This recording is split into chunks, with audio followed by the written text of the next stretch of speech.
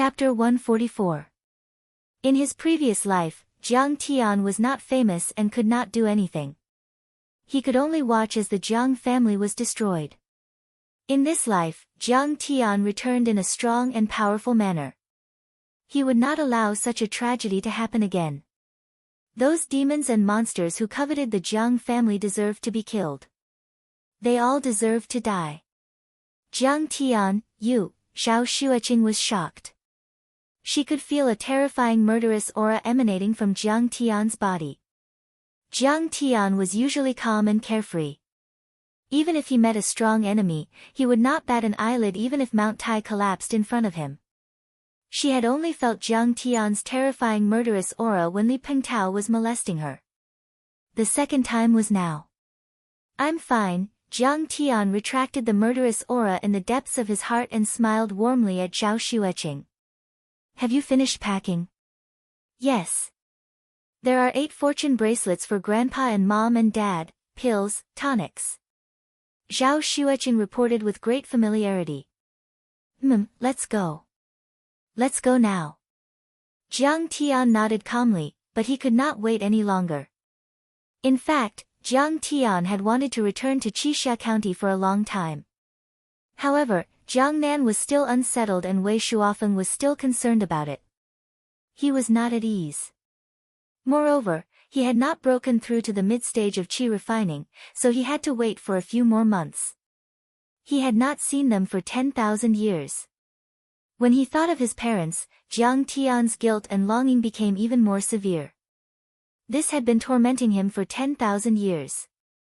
At this moment, Jiang Tian could not wait to fly to his parents' side. When they set off, Jiang Tian wanted to drive the Rolls-Royce Phantom, but Zhao Xueqing stopped him. "Mom has always been worried that we will spend money recklessly. If we drive this over, she will be furious." "And what Qing'er said makes sense. Then let's drive your Chevrolet." Jiang Tian nodded. Ghost Kick and Shen Mange placed all of Jiang Tian's gifts in the trunk and asked, "Master, Mistress, should we follow them?" "Ghost Kick, you stay at home and take care of the house. Mange, you come with us," Jiang Tian said with a faint smile. The spirit gathering formation contained many natural treasures. If an expert were to discover it, they would definitely covet it. Thus, it was better to leave the ghost leg behind. Afterwards, Shen Mange drove the car while Jiang Tian and Zhao Xueqing sat in the back, hand in hand. They headed towards Qixia County. Lingnan was located in the southern part of Huaxia, while Jinling was located in the Jiangsu province. It was located in the eastern coastal area of Huaxia, separated by Gan province and Insignia province. Along the way, the Chevrolet only arrived at the highway intersection of Qixia County in the evening of the second day. On the way, he received a call from his father's chauffeur, Little Son, saying that he would send a car to pick him up. Jiang Tian politely refused. "Brother Son, forget it. I'm driving my own car. Don't worry about it." After exiting the highway intersection, a Porsche Cayenne stopped at the intersection. A tall and sloppy young man wearing a leather jacket stood beside the car. When he saw Jiang Tian's car coming over, he waved his hand vigorously. Shen Mange stopped the car. Just as Jiang Tian got out of the car, the young man had already rushed over. "Jiang Tian, you're not loyal." After the young man and Jiang Tian hugged tightly, he punched Jiang Tian's chest. His eyes were red as he glared at Jiang Tian and roared, "I'll kill you. It's been 3 years. Where the hell have you been? I've been looking for you for 3 years." Zhao Xueqing and Shen Mange were surprised. They didn't expect that the young man, who had just hugged Jiang Tian so passionately and even shed 2 lines of tears, would hit Jiang Tian in the blink of an eye. Jiang Tian looked at the angry young man and sighed in his heart, "Marshal Zhen, when did I go to Linzhou to hang out? I went to the outer space to hang out for 10,000 years. Alright, Marshal Zhen, Jiang Tian is different now. It's not convenient for him to come back." In a Volkswagen Golf next to them, a young man wearing a pair of gold-rimmed glasses came out and advised. "What's there to be afraid of? At least in Qixia County, it's our territory. Marshal Zhen said disdainfully. Then, he shouted angrily, I heard that kid threatened to take care of you. Back then, I carried a knife and went to the hospital where he was staying. Unfortunately, he ran away. Otherwise, I would have killed him. Do you have to hide from him? Let's not talk about other things. In Qixia County, he dares to provoke you. In his mind, memories came one after another. Marshal Zhen's father was the director of the county's public security bureau. The mature young man was called Tan Guangxiu. His father was also a small cadre in the county. After graduation, he became a civil servant in the county government. He worked under Jiang Tian's father. Before the second year of high school, Marshal Zhen and Tan Guangxiu, who lived together in the county government's courtyard, were Jiang Tian's best friends and playmates. Before the age of 5, they stole sunflowers from the kindergarten together. They spat at passers-by downstairs together for fun. In elementary school, this group of precocious playboys watched embarrassing videos together. They threw bricks into the teacher's private toilet together. They climbed through the window together to peek at the girls' bathhouse together. In junior high school, they skipped class together to play the King of Fighters in the game hall. The teacher called their parents and punished them to stand together. In high school, more than 10 children from the county government's courtyard fought against more than 100 children from the county government's courtyard. They held knives and hacked at each other. In the end, they were outnumbered and chased the other side down the street. Among the few of us, I'm the most useless. Standing with you guys, I feel like I'm useless. Jiang Tian said with a sigh. This was Jiang Tian's true thoughts during that time in his previous life. Although he was a playboy, he was also loyal and didn't want to implicate his brothers. Bullshit. If you say that, it means you don't treat us as brothers. Marshal Zhen's tears flowed like crazy.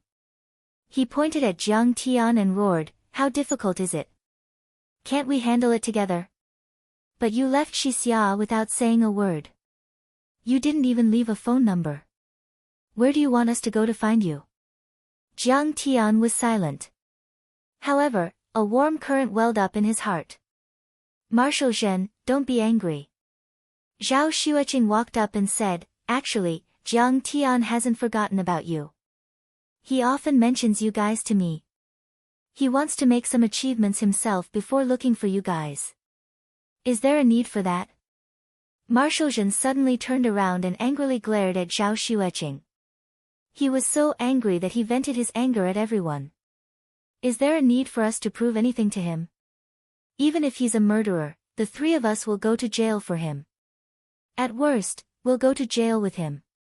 If he's a drug addict, the three of us will let him smoke. He's scum. The three of us will stand beside him. Let's see who the fuck dares to scold him.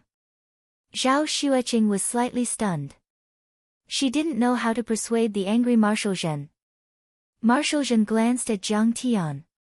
He opened the door of the Porsche Cayenne and sat in.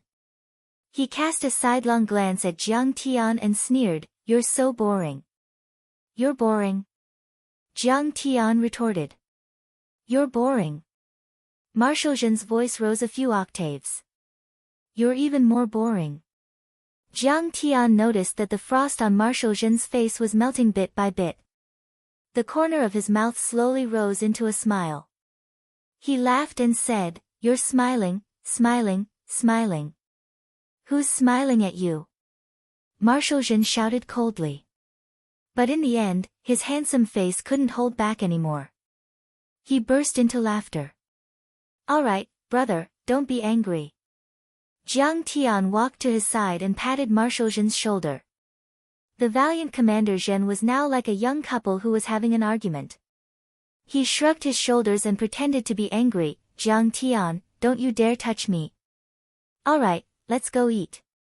I've booked a restaurant to welcome Jiang Tian. Tan Guangxiu looked at the time and smiled. The location of the dinner was the best hotel in Qixia County, Qixia Hotel. But it was only a 4-star hotel. Although the decoration was luxurious, it was filled with the aura of a nouveau riche. Not to mention Yangcheng, it couldn't even be compared to Linzhou. Su province's economy had developed well in the 1990s. But now, it was far behind Lingnan and Zhonghai. What's more, Qixia County was only a small county. As the host and the guests sat down, Zhen Shuai glanced at Shen Mange. His eyes flickered with a sly light as he clicked his tongue in wonder.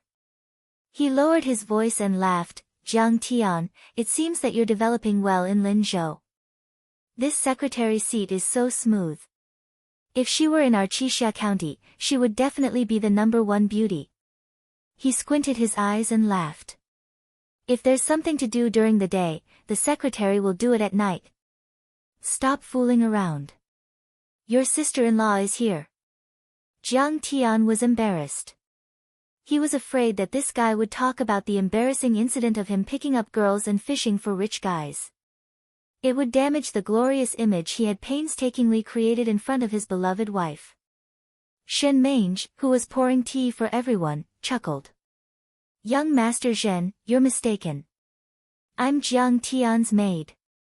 Maid? Hearing this, Marshal Zhen couldn't believe it and stood there in a daze. This guy was originally a playboy. He immediately thought of 3 possibilities and laughed. "Oh, the woman who serves you at night? You often do this kind of thing when you're in Jinling." Okay, stop talking nonsense. Let's eat and drink." Jiang Tian's head was filled with black lines. This guy had touched a sore spot. Seeing that Zhao Xueqing only smiled and wasn't angry, he felt relieved. Tan Guangxiu was mature and steady. He and Jiang Tian talked about their parents' recent situation. However, Marshal Zhen was very talkative and talked about everything. "Jiang Tian, I've successfully entered the circle of Jinling's young masters." Marshal Zhen's face was red from drinking. He boasted, "I've drunk with Jinling's young master Sun Hao a few times. His business is very big. Compared to him, my business pales in comparison." Marshal Zhen's personality was lively. He used to work in the armed police. After he retired, he didn't follow his father's arrangement and became a police officer. Instead, he started doing business in Jinling and Qixia County. Earth, stone, sand, metal, pipes, and so on. He made a lot of money. Hearing the 2 words, Sun Hao, Jiang Tian's handsome face was covered in a layer of frost. He clenched his fist, and with a crack, the cup shattered. His eyes were filled with killing intent. In his previous life, it was one of the 3 major families, the Sun family, that forced the Medicine King group to go bankrupt. Even the car accident on the highway might have been caused by him. This hatred had tormented Jiang Tian for 10,000 years. Whenever he thought about it, his hatred would reach the heavens and the demon in his heart would be deeply planted. "In this life, when I return, I'll make sure you're in a life and death situation and destroy your family." Chapter 145. The young master of Jinling's Sun family. He's in the real estate business, right? Tan Guangxiu, who had been quietly eating, suddenly asked. "That's right, it's him." Zhen Shuai smiled. Those young masters basically drive sports cars like Maserati and Lamborghini. It's embarrassing to put my Porsche Cayenne in front of them. Tan Guangxiu's face turned gloomy as he frowned. "Don't you know that he has a real estate project in Qixia County?" Zhen Shuai smiled awkwardly as his eyes turned gloomy. "He has so many projects that I can't even count them all. How would I know?" Seeing this, Jiang Tian silently drank a cup of wine and sighed in his heart. Looks like Zhen Shuai isn't doing well in Jinling. You've suffered a lot. Zhen Shuai, you better stay away from Sun Hao. He's not a good person. Tan Guangxiu said solemnly as he gently placed the teacup on the table. What do you mean? Zhen Shuai was puzzled. Tan Guangxiu's face sank as he frowned. Do you know why Jiang Tian's mother has been so worried recently?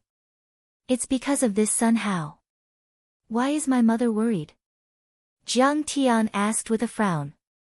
In his previous life, he only went back to clean up the mess after the Jiang family was completely destroyed. As for the details, he wasn't clear about it. So it's like this. Hearing Tan Guangxiu's words, Jiang Tian finally understood. Qixia Pharmaceutical Factory was the place where the Medicine King Corporation was founded. It was also one of the largest research bases. But in this era, TCM was declining and its profits were limited. On the other hand, real estate was developing rapidly.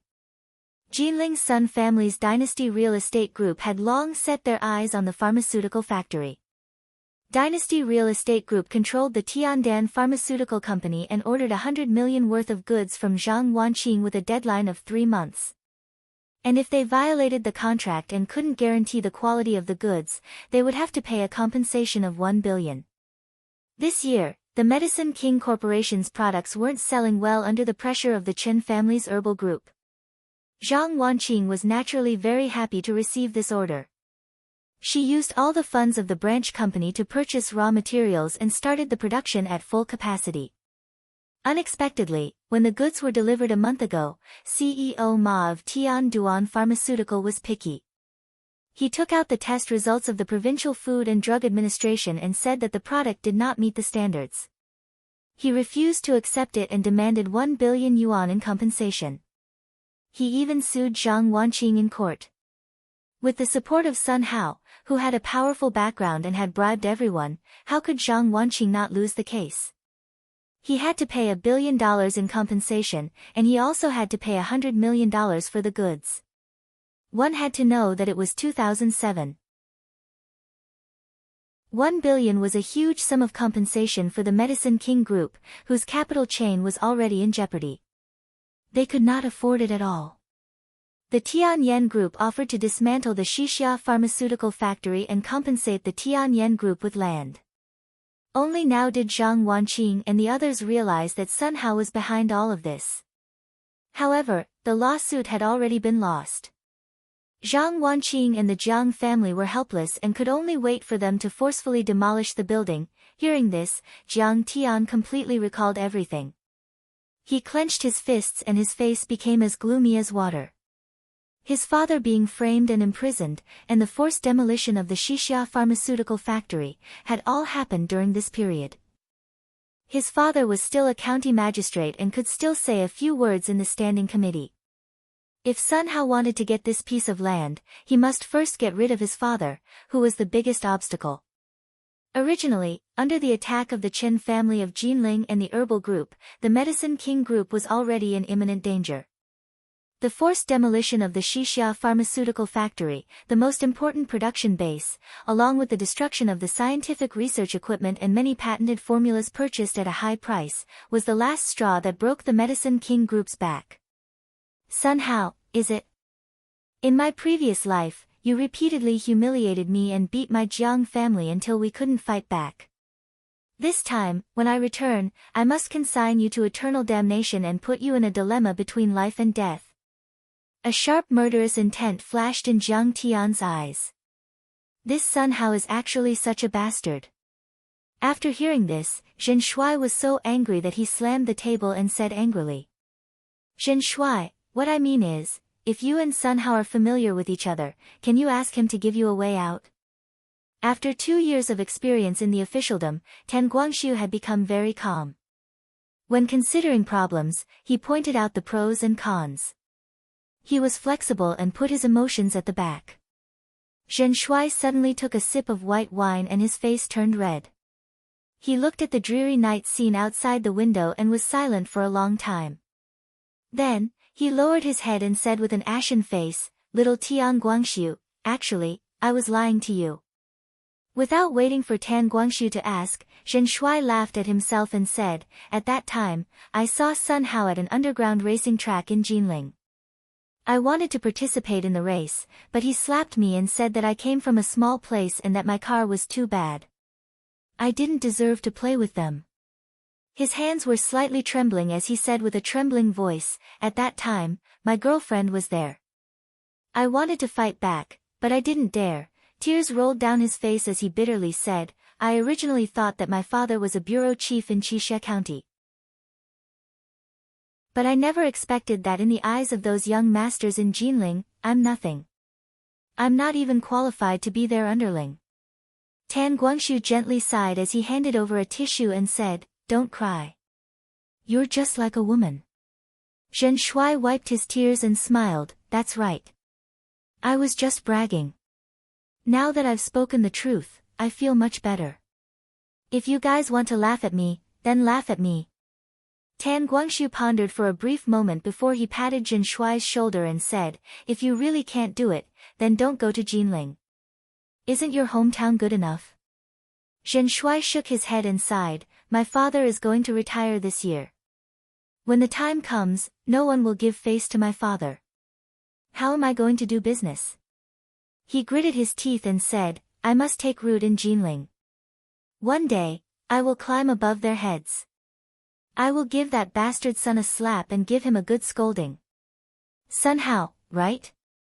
I'll make him kneel before you and apologize within a week." Jiang Tian's eyes flickered with a cold light as he slowly said, "Holy shit, Jiang Tian, I'm convinced by your domineeringness. You even dare to hit a young master in Yanjing, so what are those bastards in Jinling?" Zhen Shuai was delighted. He raised his glass and clinked it with Jiang Tian's before gulping it down. Naturally, Zhen Shuai only treated it as Jiang Tian's words. Back then, Jiang Tian was expelled from Jinling because he offended a powerful figure. So how could he dare to provoke Sun Hao? Sun Hao was a young master in Jinling with a powerful background.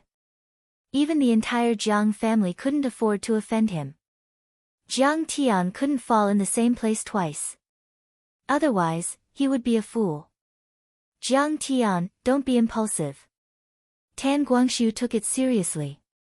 He frowned and advised, "From what I know, Sun Hao is different from Chen Bo and the others. It's said that this person's background is very complicated. He controls a society and has guns in his hands." Jiang Tian didn't find this strange. In 2007, Huaxia's business circle was still in the stage of barbaric growth. The rule of law wasn't perfect, and those involved in real estate were often inextricably linked to local societies. Seeing his old friend's anxious face, Jiang Tian nodded and said, "I understand. Don't worry, the atmosphere was a little heavy." Jiang Tian started to talk about some interesting childhood stories with them, and everyone's mood gradually relaxed. In Qixia County, Chen Jinming and Cheng Yi were also very close to Jiang Tian. However, the two of them didn't develop in Qixia County. Chen Jinming was the most promising among their brothers. After high school, his family arranged for him to go to university in America. Now, he had less contact with them and hadn't come back even once in a few years. In fact, in his previous life, after the Jiang family's situation, Jiang Tian had contacted Chen Jinming, who worked at Tiger Fund Corporation on Wall Street. And Chen Jinming really did come back with the title of an elite on Wall Street. He pulled in investments from investors all over the world to save the Medicine King Group. But at that time, the fundamentals of the Medicine King Group were already broken.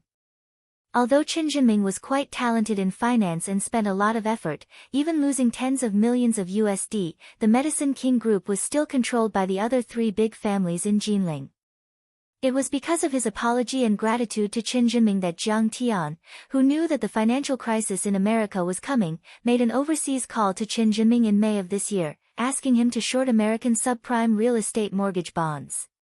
With Chen Jinming's shrewdness and good judgment, he should have made a lot of money from this subprime mortgage crisis.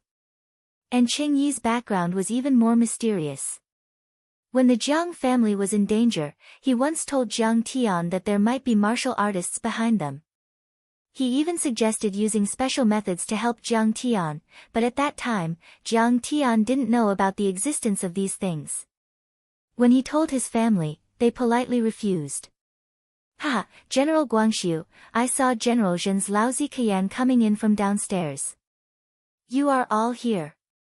The three brothers were chatting happily when suddenly, the door was pushed open and a fat man with a big belly walked in with a mocking face. Beside him, there was a tall and beautiful woman who was still wearing a miniskirt in the cold of autumn. The girl's small face was exquisitely made up. She had big watery eyes, bright red lips, big breasts, a thin waist, and a seductive curve from her waist to her crotch. Her legs were also slender and straight, comparable to snow. In this small town, she looked particularly fashionable and youthful, like a crane in a flock of chickens. She was very eye-catching. Seeing them, Jiang Tian's eyes flickered slightly, but he didn't have much reaction. He calmly sipped his tea. This fat man was Zhao Wuji, the son of the county party secretary, Zhao Junlin. When he was young, he was the king of the children in the county party's courtyard, while Jiang Tian and the others were from the county party's courtyard. Since kindergarten, he had been fighting with Jiang Tian and the other children. In high school, this guy was jealous of Jiang Tian and was almost chopped to death by Jiang Tian. Since then, the two groups often had conflicts. According to Jiang Tian's memory, this guy started a construction company in Qixia County. The company wasn't big, but under his father's care, he made a lot of money and had tens of millions of assets. He was really one of the richest tycoons in the area. In his previous life, this guy often bullied Jiang Tian, but in Jiang Tian's eyes, it was just a harmless joke. There was no deep hatred between them. Jiang Tian had been cultivating for 10,000 years and had seen too many ups and downs. Why would he care about a passerby like him? My car is old, your car is new. What's so great about driving a Mercedes-Benz? Get out of here, you're not welcome here. The mature Tan Guangxiu only smiled and didn't say anything.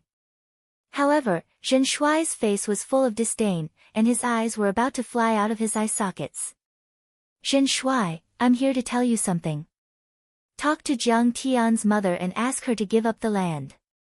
It won't be good if there's a forced demolition. Zhao Wuji was a very boring and thick-skinned person. He wasn't angry. In fact, the angrier you were, the happier he was. At that moment, the young girl behind Zhao Wuji pulled his sleeve and said coquettishly, "Look at who that is." Oh my God. Isn't this the great playboy of Jiang Tian? I heard that you're so awesome that you beat up some young master in Yanjing. Now you're so awesome that you're in outer space. Why are you back? Zhao Wuji suddenly slapped his thigh and said sarcastically. Chapter 146. Zhao Wuji held Jiang Tian's hand passionately and teased, "What's wrong? You can't make it. I think you drove a Chevrolet back home. That car is only 100,000, it's too shabby. It's not worthy of your status. Even my housekeeper is better than your car." He smacked the key to the Benz on the table and pulled a chair to sit down. He smiled and said, "I have an Audi A8, and it's only been driven for 40,000 kilometers. I don't like it, so I don't drive it. Why don't I give it to you? Give it to me for free." "Absolutely." Jiang Tian smiled, and did not bicker with him. Zhao Wuji did not expect that Jiang Tian would not listen to him even though he was so ruthless. Instead, he wanted his car. He smiled awkwardly and said, "I'm not giving it to you for free, I'm selling it to you." "Sorry, I don't want second-hand goods." Jiang Tian glanced at the girl behind him calmly. He felt that she looked familiar, but he could not recall who she was. Zhao Wuji's face stiffened when he heard that. The girl was enraged. She pointed at Jiang Tian and scolded, "Jiang Tian, who are you calling second-hand goods? You really don't know what's good for you. Do you think you're still that hedonistic young master? You've been kicked out of your family, and you still have the face to show off in front of me." She said arrogantly, "My dad has been transferred to Jinling City's Commission for Discipline Inspection. One word and your dad will be finished. Now that you've offended me, you still want to live well. You're going to die." After that, she walked away in her high heels. Zhao Wuji followed her out of the door.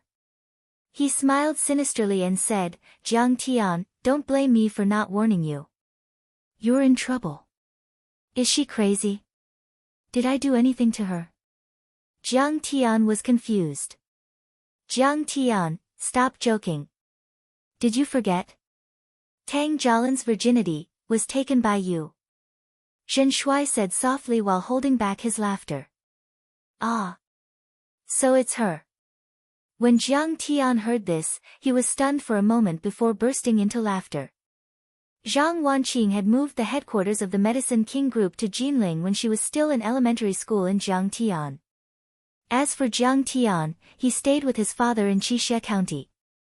However, his father was also very busy with work, so how could he have the time to take care of him? As a result, Jiang Tian, who had no one to control him, quickly became a devil incarnate. He often skipped classes, got into fights, and started dating when he was in junior high school. The object of this puppy love was Tang Jialan. At that time, the two of them had kissed, and Tang Jialan had thought that she had lost her virginity. She had told a few of her close friends about it, and after a while, the news had spread throughout the circle of the second generation in Qixie County. Come to think of it, the fight between Jiang Tian and Zhao Wuji in high school was also because of Tang Jialan. As a result, even after Jiang Tian had gone to university, many years after the incident, Jiang Tian was still known as the person who had taken Tang Jialan's virginity during class gatherings. When Jiang Tian had said those words in front of Tang Jialan's boyfriend, it was inevitable that she would overthink it and get angry. However, Jiang Tian didn't take this matter to heart and continued to chat with the two brothers. They drank until 11 o'clock at night, when the restaurant was about to close. Only then did the drinking session end. After eating and drinking to their heart's content, they drove home. Shen Mange suddenly looked at the rearview mirror and smiled. Interesting, those two cars have been following us. Yes, it's Fatty Zhao and Tang Jialan. They also brought 7 or 8 thugs. Jiang Tian had already sensed it. He smiled faintly and said, then drive the car to Mount Wu and play with them. Master, they're just people from the secular world. It's not good to kill them like this. Shen Mange pondered for a moment and said softly, besides, Madam is here watching, you're wrong. They're not the target. There's another car following us. Jiang Tian smiled faintly and sighed. There are a few real masters in that car. Okay. Shen Mange finally noticed that there was a commercial car following them from afar. She nodded, adjusted the navigation, and drove towards Mount Wu in the northern suburbs. In the Mercedes-Benz behind them, Tang Jialan's fiery gaze almost shot through the Chevrolet in front of them and burned Jiang Tian alive. She said angrily, why don't we just let my dad investigate his dad? Isn't it too easy for him to beat him up? Lin, you can't do that. That's killing him. Zhao Wuji smiled and said, after all, we're from the same place. How can we be so ruthless? We just need to vent our anger. Then we must break one of his legs. Anyway, he's in the Jiang family now. His uncle doesn't care about him, and his grandma doesn't love him. No one cares. Tang Jialan waved her fists and said angrily. Don't worry.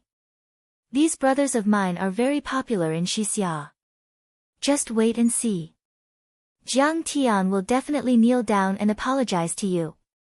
Zhao Wuji said with a proud smile as he picked up a soft Chunghua cigarette and started smoking. At the end of the mountain road in Mount Wu, the mountain road ahead was cut off. This place was deserted and was close to the wilderness. Shen Mange stopped the car and Jiang Tian got out. Tang Jialan jumped out of the car. Surrounded by a few strong men, she arrogantly approached Jiang Tian. She pointed at Jiang Tian and scolded, Jiang Tian, kneel down and apologize to me. Otherwise, I'll kill you. Don't be so reckless. There will be masters coming later. Don't scare you when I kill them. Jiang Tian waved his hand and smiled. What masters are coming? You're going to kill them? Tang Jialan was slightly taken aback. Then, she said with disdain, are you bragging, or have you been scared silly by me? In his opinion, Jiang Tian was just a good-for-nothing young master who had lost his power. He was just a piece of trash that could be easily manipulated by him. Killing people, was that a joke? That was a prison sentence. Jiang Tian dared to do it. Tang Jialin, who was born in an ordinary cadre family, had a normal way of thinking. She believed that Jiang Tian could fight, but she didn't believe Jiang Tian's words at all. Sister Lin Lin, don't talk nonsense with him. I'm going to cut his hamstring, one of the strong men said fiercely with a sharp knife in his hand. At this moment, Jiang Tian looked at the dense forest on the mountain peak and said coldly, "Aren't you tired after following me all the way? Hurry up and come out. I still have to take care of you and go back to sleep with my wife." "Where is he? Is he crazy? He's just bluffing. Hurry up and kill him." Everyone glanced at the dense forest and found nothing unusual. Then, they pointed at Jiang Tian and scolded him. "Master Kong is indeed powerful. The old man is here." Suddenly, a chilling aura came toward them. A few people slowly walked out of the dense forest. The leader of the group was a skinny, dark-skinned man in his 50s. He wore a loose yellow monk's robe and wore hemp shoes on his bony feet. He held an alms bowl in one hand and a pitch-black monk's staff in the other. If Hua Xia's Dharma spell masters were here, they would have screamed in fear. He was the #1 evil monk in Southeast Asia, Baong of Kuan-Tian. His Dharma spell mastery had reached the level of initial ethereal enlightenment. He was an expert in dark arts such as Tame Head. He could kill people from 100 miles away with Tame Head. The other person had a muscular upper body with lumps of meat sticking out. His skin looked like it was carved out of metal, shining with a strange luster. His sturdy arms were wrapped with hemp ropes, and his tiger-like eyes were bursting with light. His eyes were as gloomy as the devil's. He was unusually tall and his aura was domineering like a tiger that had just been released from its cage. It was unforgettable. If there was a martial arts expert here, he would also be terrified. This person was the ancient Muay Thai master Meng Kong. He had once dominated the underground boxing arena in Southeast Asia and had never lost a fight. His strength was comparable to Hua Xia's physique refinement grandmaster. Besides them, there was also a young man who wore casual clothes and carried a treasured sword on his back. He had an otherworldly temperament, and he was the eldest disciple of Star Continent's #1 expert, Wang Chongyan, Fan Tian. Jiang Tian did not know these three people, but he recognized the girl behind them. He immediately put his hands behind his back and sneered. "Guo Lily, why are you following me? You followed me all the way from Linzhou to Jin City. Don't tell me you like me." Jiang Tian said disdainfully, "Don't get your hopes up. It's hopeless. You're too ugly and bad-tempered. You can't be compared to my wife." "Humph, why would I like a barbarian like you?" Guo Lily hated Jiang Tian so much that the roots of her teeth itched when she saw him. Now that she saw him teasing her, she was so angry that her whole body trembled. Her pretty face immediately turned cold. She ground her fine silver teeth and sneered, "I told you long ago that I'm not someone you can afford to offend. But in White Ape Valley, you disrespected me time and time again and even dared to hit me. Today, your death date has arrived." She raised her chin proudly and said, "Brat, hurry up and hand over those life crystals. Otherwise, I'll kill you. You want to rob me? You can try. I'll slap you to death." Jiang Tian spat on his hands and laughed evilly. Baong of Kun Tian said calmly, "Benefactor Jiang, the heavens are virtuous. Why are you so unreasonable? The head of the Guo family is seriously ill. Only life crystals can save him. If you give one to Miss Guo, we'll definitely reward you handsomely. Otherwise..." "Otherwise what?" Jiang Tian smiled faintly. "You've seen it for yourself. Our Xingzhou police's top 3 experts are here. Killing you will be like killing a dog." Baong of Kun Tian said with a sinister smile. "Hua Xia is a lawful society. There are police officers here. Murder and arson. Where do you think this is? His father is the local deputy mayor. Mine is the deputy director of Jin City's disciplinary committee. We just need to make a phone call and the police will come to arrest you. When Tang Jialin saw that a group of people had suddenly rushed over and hindered her from taking care of Jiang Tian, especially Guo Lily, who was more fashionable and beautiful than herself, she immediately became angry. Where did you come from, wild girl? You're behaving atrociously in our Qixia County. Hurry up and get lost. Ha, so funny. Guo Lily almost burst out laughing when she heard that. She said disdainfully, a little deputy county head and a deputy department head are nothing. Do you know that even the mayor of Jinling City has to bow his head when he sees the Guo family? Tang Jialin was used to flaunting her power in Jin City and Qixia County. How could she endure Guo Lily's anger? She waved her hand impatiently and said, Wu Lin, beat her. Wu Lin was the guy with the sharp knife. He was Zhao Wuji's #1 hired thug. Normally, his combat strength was quite strong. Now that he heard his mistress's order, he immediately pointed the knife at Guo Lily and approached her. He scolded, Little bitch, are you going to get out or not? Don't get in the way of me beating people.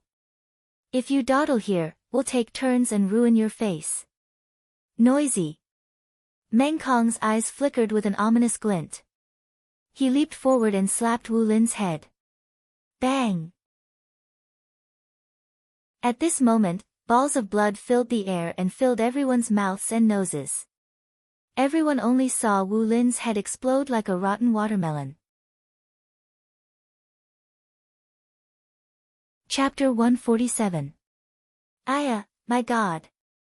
Wu Lin's companions were terrified to the point they cried out involuntarily, their souls leaving their bodies as they trembled. Clang! Clang! With a few clangs, weapons such as daggers and knives all fell to the ground from fright. Normally, they only abused their power in this small county. Fighting in groups and bullying the common people was still possible, but killing and plundering was something they didn't even dare think about. The scene before their eyes had completely exceeded their expectations. Smashing a person's head into pieces with a raise of his hand, this was simply extremely vicious. Could it be that he didn't have the slightest concept of the law? Quickly run. Tang Jialin was terrified to the point her beautiful face went ghastly pale, then she got into the Mercedes-Benz in a sorry state and urged anxiously. Zhao Yuanji, quickly start the car. Zhao Yuanji, who was originally hiding in the car with the intention of watching a good show, had long since been scared out of his wits, and he immediately started the car in a flurry when he saw this. The Mercedes-Benz was like an agile cheetah as it emitted a wave of low and powerful roars as it madly dashed out. Meng Kong, stop them, don't let them call the police. Ba Song of Heaven shouted in a low voice. Although they were strong, they were foreigners after all. If they were to start a massacre in Huaxia, they would surely encounter the military and police's siege, and it would be rather troublesome. Yes. Meng Kong replied. Then his long legs moved and he'd already shot out explosively like an arrow, catching up to the Mercedes-Benz like a galloping horse. He stood before the car with steady footsteps, seeming to be extremely relaxed as he raised his hand and shouted. Stop! I'll kill you. At this moment, how could Zhao Yuanji care about anything else? He steeled his heart, clenched his teeth, and stepped on the accelerator to the max, causing the car to suddenly accelerate. Rumble. An enormous sound echoed out as the Mercedes-Benz collided with Meng Kong's legs. However, he only took a step back, and his feet firmly plunged into the asphalt road, forcefully causing the Mercedes-Benz to turn off and stop. The Mercedes-Benz seemed as if it collided with a large mountain as its four wheels flew into the air, then heavily fell down. The bumper and hood were severely deformed and damaged, and the front of the car emitted billowing black smoke. Oh my God, is he still human? Zhao Yuanji was scared to the point that his face went pale, the fat on his entire body ceaselessly trembled as he tightly hugged Tang Jialin, who was scared to the point tears streamed down her face. Whoever dares to run will die. Kneel. Meng Kong laughed savagely as he swept his gaze around the surroundings. Everyone was so frightened that they stopped in their tracks and knelt down on the ground one after another. All of them trembled and didn't even dare to move. Master Kun Tian, Senior Meng Kong, please capture this brat and force him to hand over the life crystals. Seeing this, Guo Lily's face was filled with pride as she shouted. Miss Guo, don't be in such a hurry. I want to rape you first. Meng Kong looked at Tang Jialin, whose appearance was so beautiful that it could be said that she was a peerless stunner, and laughed nastily. He smashed the glass window with one fist, and like an eagle catching a little chick, he carried her out of the car. Then hurry up. Guo Lily saw this and did not stop him. Instead, she urged him. She knew that not only was Meng Kong bloodthirsty, he was also lustful, and it was very difficult to stop him. Moreover, this damned girl had been disrespectful to her time and time again, causing her to burn with anger. At this moment, she was actually happy to see this happen. Help! Help! Her clothes were torn apart by Meng Kong in a few moves, and Tang Jialin was frightened to the point her beautiful face turned pale as she trembled and screamed shrilly. Suddenly, she saw Jiang Tian standing there leisurely, and she hurriedly shouted. Jiang Tian, save me! Didn't you say that you could kill them? If you save me, I'll accompany you to sleep. I'm still a virgin. Actually, she also didn't believe that Jiang Tian could deal with these terrifying experts. But now, the hired thugs were frightened to the point they knelt on the ground, and Zhao Yuanji was frightened to the point he wet his pants. Only Jiang Tian was standing there and was especially conspicuous. Even if there was only a trace of hope, she still had to grab onto it like a drowning person grabbing onto a life-saving straw. Seeing this, Jiang Tian lightly sighed. Meng Kong, is it? What ability does bullying a weak girl count as? If you still don't stop, I'll kill you. Stinking brat, you're too presumptuous. When Meng Kong heard these words, he instantly flew into a rage. He pulled up his pants and cast a sidelong glance at Jiang Tian. Do you know that my ancient Muay Thai has already reached perfection and is comparable to your grandmaster's? Killing you is like killing a chicken. Crocodile tail whip. He shouted out explosively, then stomped down towards Jiang Tian and rushed over explosively. A high whip kick swept towards Jiang Tian's neck. Ancient Muay Thai was known for its ferocious and violent attack power. Moreover, as an ancient inheritance, the condensed inner strength was abnormally strong. Subsequently, his leg violently swept out, and a crocodile formed from inner strength condensed behind him. This crocodile belonged to a primordial variant called the spiked crocodile. Its pupils were like needles, icy cold to the point it didn't contain the slightest trace of warmth. Saliva flowed from the corners of its mouth, and its sharp teeth were dense. Its entire body was black and shiny like armor, and on its back was a row of green spikes that were as thick as an infant's arm. Its long tail was like a steel whip as it swept towards Jiang Tian. What the hell is this thing? Heavens, why did a crocodile appear? Zhao Yuanji and the group of companions were all dumbstruck from shock, their eyes dazzled and their minds shook as they utterly didn't dare believe their eyes. Jiang Tian, be careful. Tang Jialin cried out involuntarily and instinctively closed her eyes, not daring to look at the scene of Jiang Tian being kicked to death.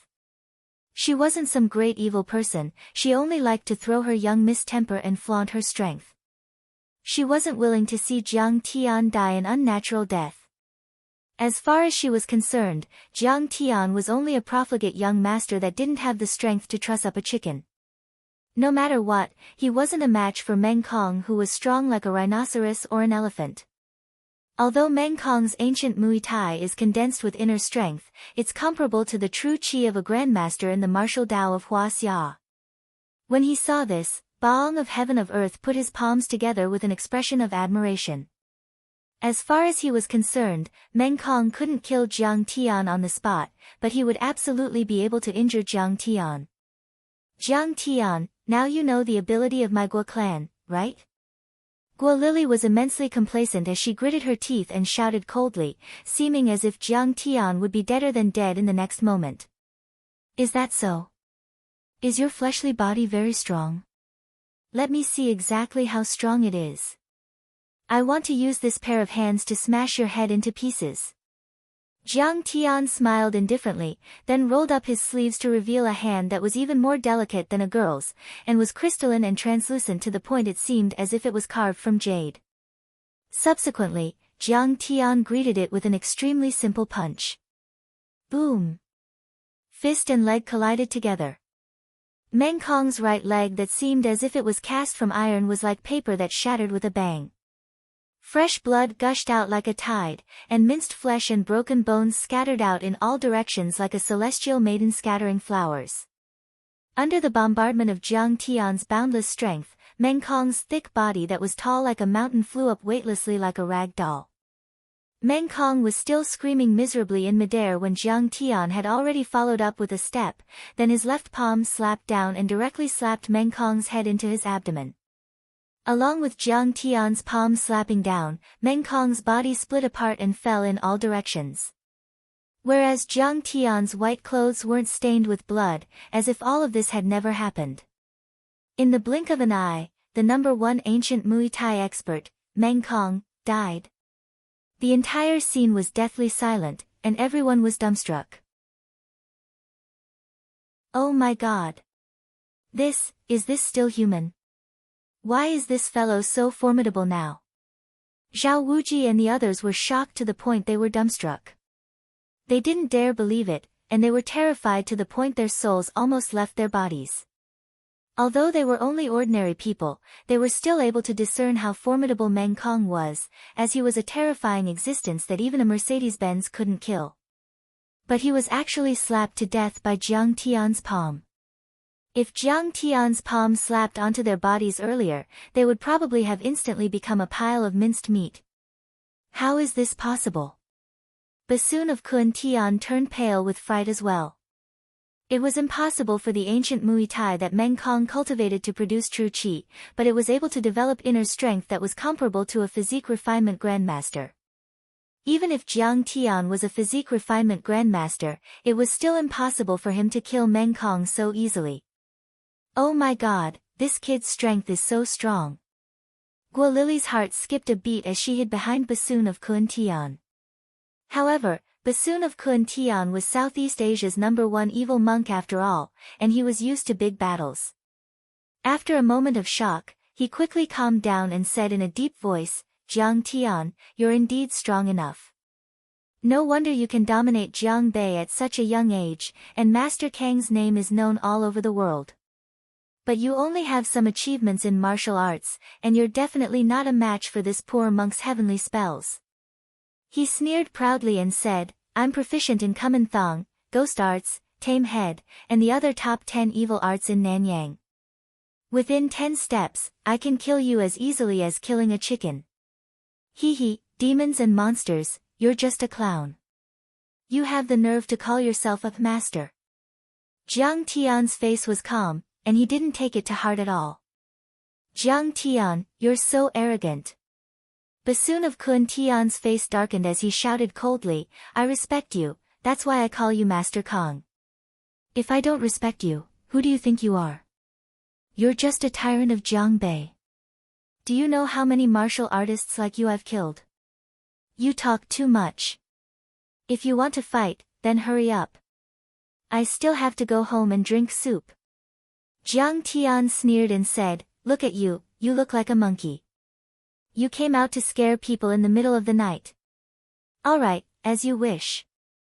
Bassoon of Kun Tian almost vomited blood because of Jiang Tian's poisonous tongue.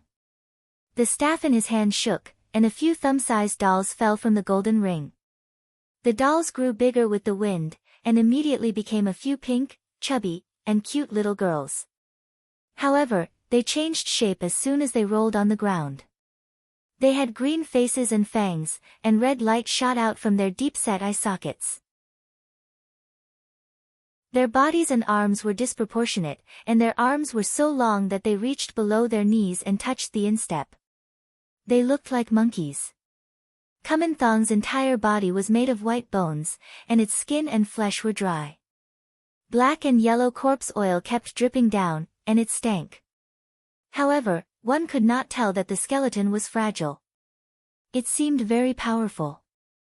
Especially on those dense white bones, there were countless faintly floating and circulating incantations. Traces of terrifying and strange aura were emitted from the flowing incantations. Anyone who saw it would know that this terrifying demonic creature was not to be trifled with. What is this? Tang Jialin was so scared that her face turned pale. She covered her mouth and exclaimed. Is this an evil spirit? It's too scary. Master, please spare our lives. We're just bystanders. Please let us go. Zhao Yuanji and his companions were also trembling in fear. They knelt on the ground and kowtowed. If there was a spell master here, he would definitely be scared out of his wits. This Kumin Thong was extremely fast. It appeared and disappeared, and when it launched a fatal attack, no martial artist or spell master could lock onto it. It was really impossible to guard against. Master Bassoon, is this Kumin Thong? It's really powerful. Guo Lily was very afraid of Jiang Tian just now, but when Bassoon of Kun Tian used the Kumin Thong's secret technique, she immediately became 100 times more confident. That's right. Bassoon of Kun Tian stood proudly with a Zen staff in his hand. He sneered and said, I killed 9 babies, then wrapped them in a cloth with scriptures written on it. I wrote spells on the babies' bodies and placed them on the sacred fire for 49 days to become a Kumin Thong doll. These Kumin Thongs have powerful Dharma powers and are invulnerable. They don't feel any pain and can eat souls. Even a master of the transcendent state would not be able to resist them. Everyone was shocked when they heard that. They felt as if they had fallen into an ice cellar. Chapter 148. Killing babies cruelly and roasting them into thumb-sized puppets wrapped in scriptures. How cruel and terrifying was that? Mange, what is this? It looks so scary. In the Chevrolet, Zhao Xueqing asked curiously with a frown. This is called Kumin Thong. Shen Mange had a certain understanding of spells after all, so she immediately explained. Kumin Thong meant golden child in Chinese. It was a strange holy object that had been passed down in Thailand for hundreds of years. It could bring considerable wealth to the person who supported it, but it was also very fierce and dangerous. On one hand, they had to find babies and kill them. The crueler the method, the stronger the resentment of the child, and the stronger the evil spirit could be created. Other than that, they had to carve runes and chant scriptures. Only then could the vengeful spirit listen to their orders. The monks in Thailand were called Venerable Father.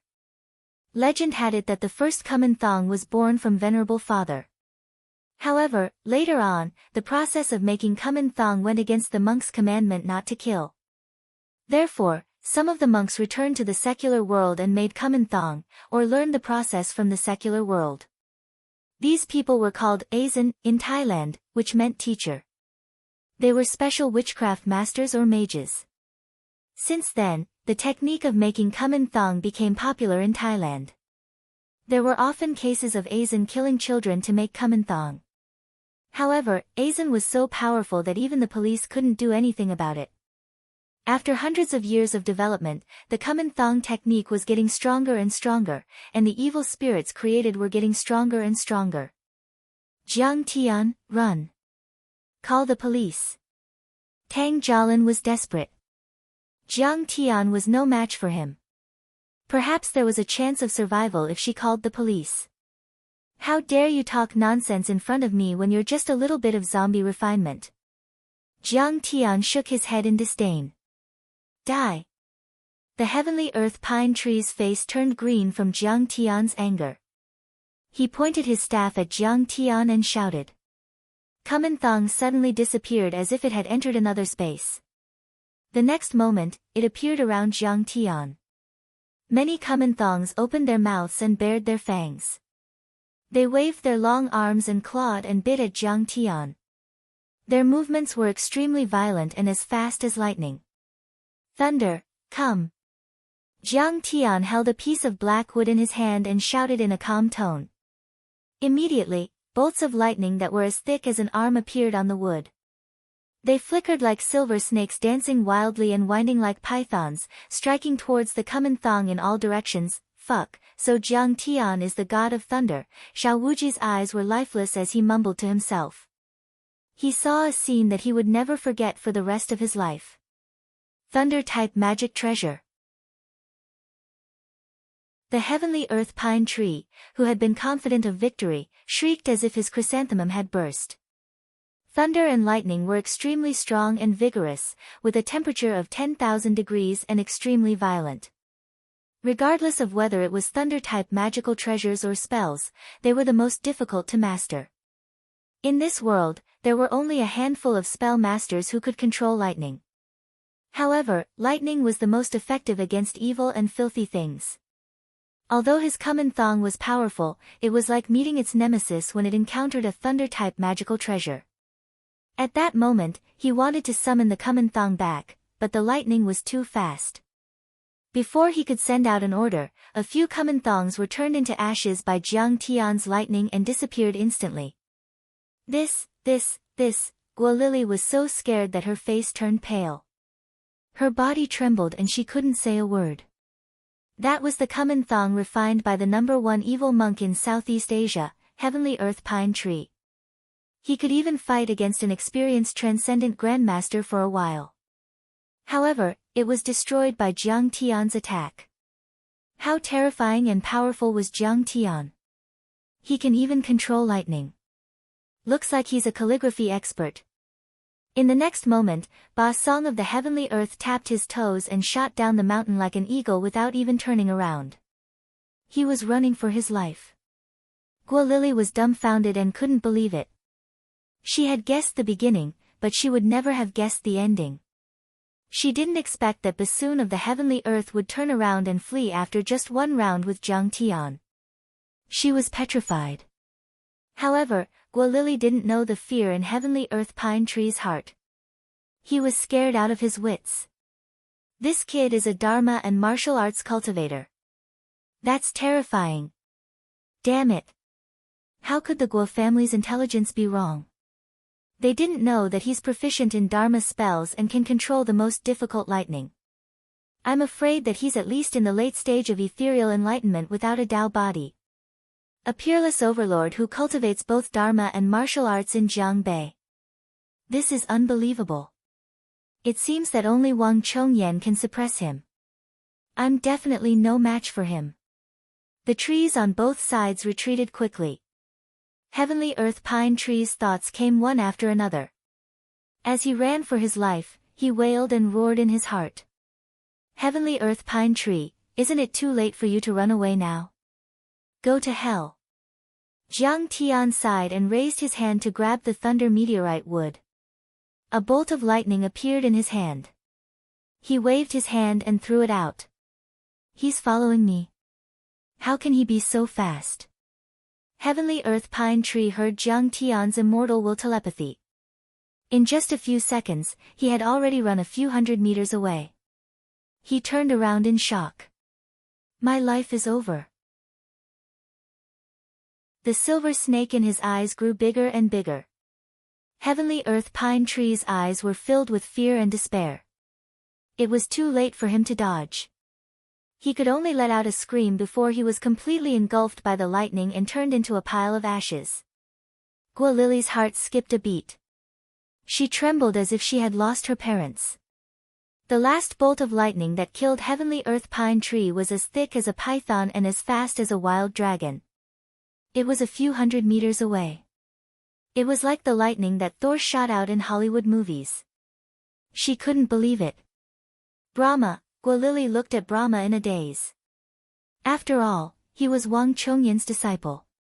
She hoped that he could protect her and escape. Unexpectedly, Brahma didn't dare to resist at all.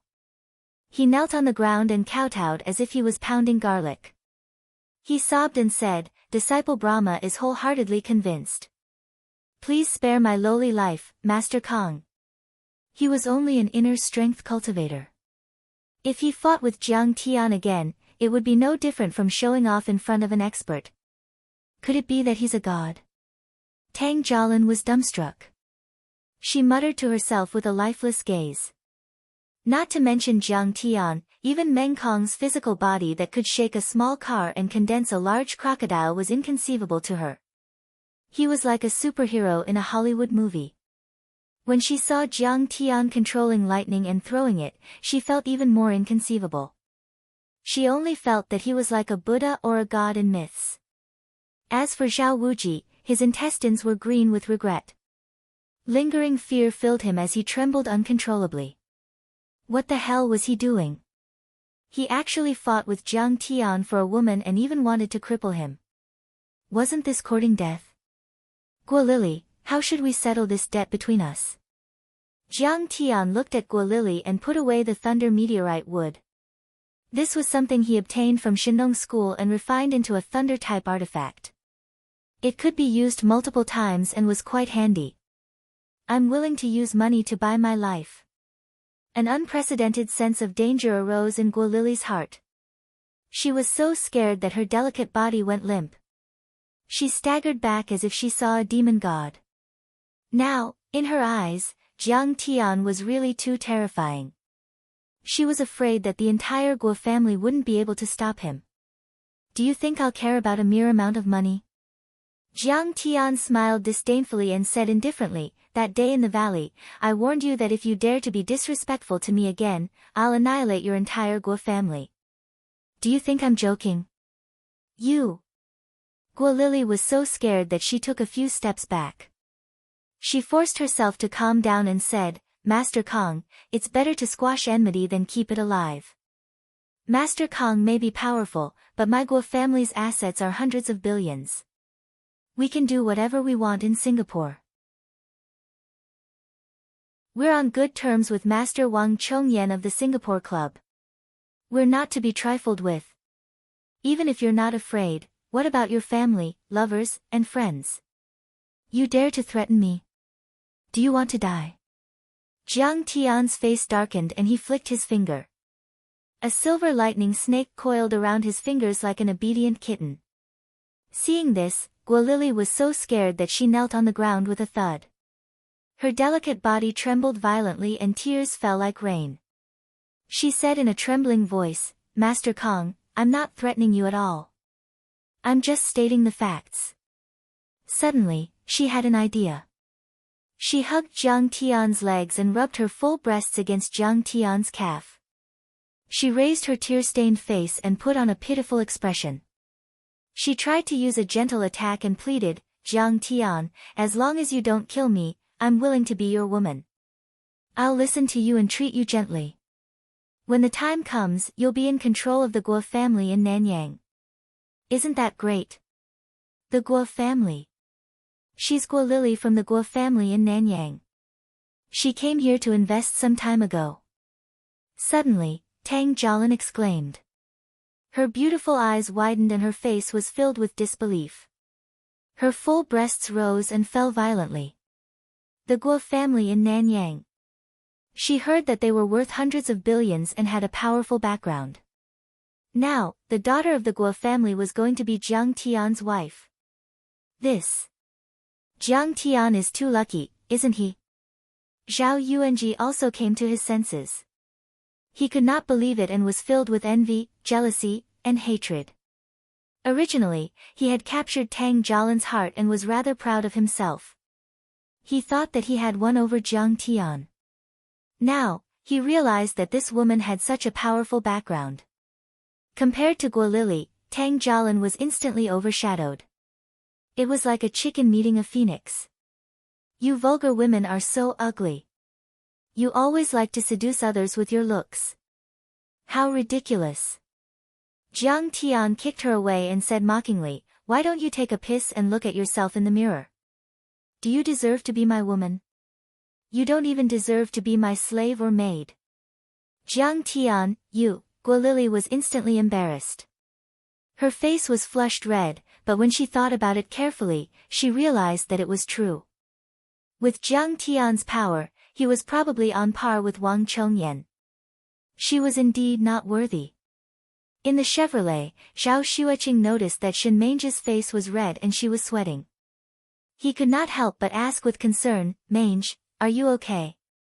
I'm fine, Shenmange smiled awkwardly.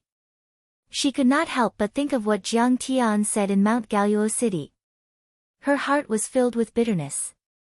Jiang Tian pondered for a moment and suddenly said, "You've provoked me time and time again. 100 deaths are not enough to atone for your sins. I can spare your life, but I can't let you go." Chapter 149. Master Kong, please speak. Guo Lily saw a ray of hope and was instantly like a drowning person grabbing onto a straw. Her face was filled with excitement.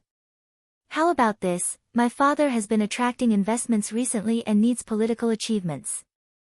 Get Nanyang's Guo family to invest 10 billion here." Jiang Tian said indifferently. "Okay, no problem." Guo Lily thought for a moment and agreed. With her ability, it was a little difficult to move the Guo family's investment of 10 billion, but it was not impossible if she worked hard. "Also, you, Guo Lily, still owe me 10 billion. Prepare it, I'll go get it at any time." Jiang Tian said leisurely. "Ah. 10 billion, Jiang Tian, do you know what 10 billion means?" Guo Lily was instantly a little frantic. It was true that the Guo family was rich, but most of it was hotels, real estate, ships, mines, and other fixed assets. Their liquid capital was only 10 billion. This is the price of 2 lives. Other than your life, there's also your grandfather's. Jiang Tian smiled faintly and took out a medicinal pill. "If you agree, this medicinal pill can help your grandfather extend his lifespan by 10 years. "Really?" Guo Lily did not dare to believe it. If it was calculated like this, it was actually quite worth it. After all, they went to Shinong School to ask for medicine for her grandfather, and in the end, they had once offered a sky-high price of 5 billion. However, what the other party needed was great medicine and ancient treasures, not cash. Both parties did not come to an agreement. She took a deep breath and said, "If this medicinal pill is effective, I can agree. However, I don't have so much cash, I can write an IOU to you first." Speaking up to hear, a crafty look flashed across her eyes. "And, take the medicinal pill and prepare the contract tomorrow. Also, the investment is settled as soon as possible." Jiang Tian threw a concentrated vital essence pill to Guo Lily as if throwing away trash. Then, he casually shot out a fireball talisman and burned Meng Kong's corpse and bloodstains into ashes. "Yes. I'll prepare everything." Guo Lily stood up and walked down the mountain, accompanied by Brahma. "Eldest miss, isn't 10 billion a little expensive? Also, do you really want to invest?" asked Fan Tian with a frown as he recovered from the shock and fear after walking a long distance and getting into the MPV. "There's no problem with the investment. Investing in Huaxia's mainland has always been the family's established strategy." Guo Lily's eyes flashed with craftiness as she snorted, "But does he have the ability to take away the 10 billion? It's just an empty check.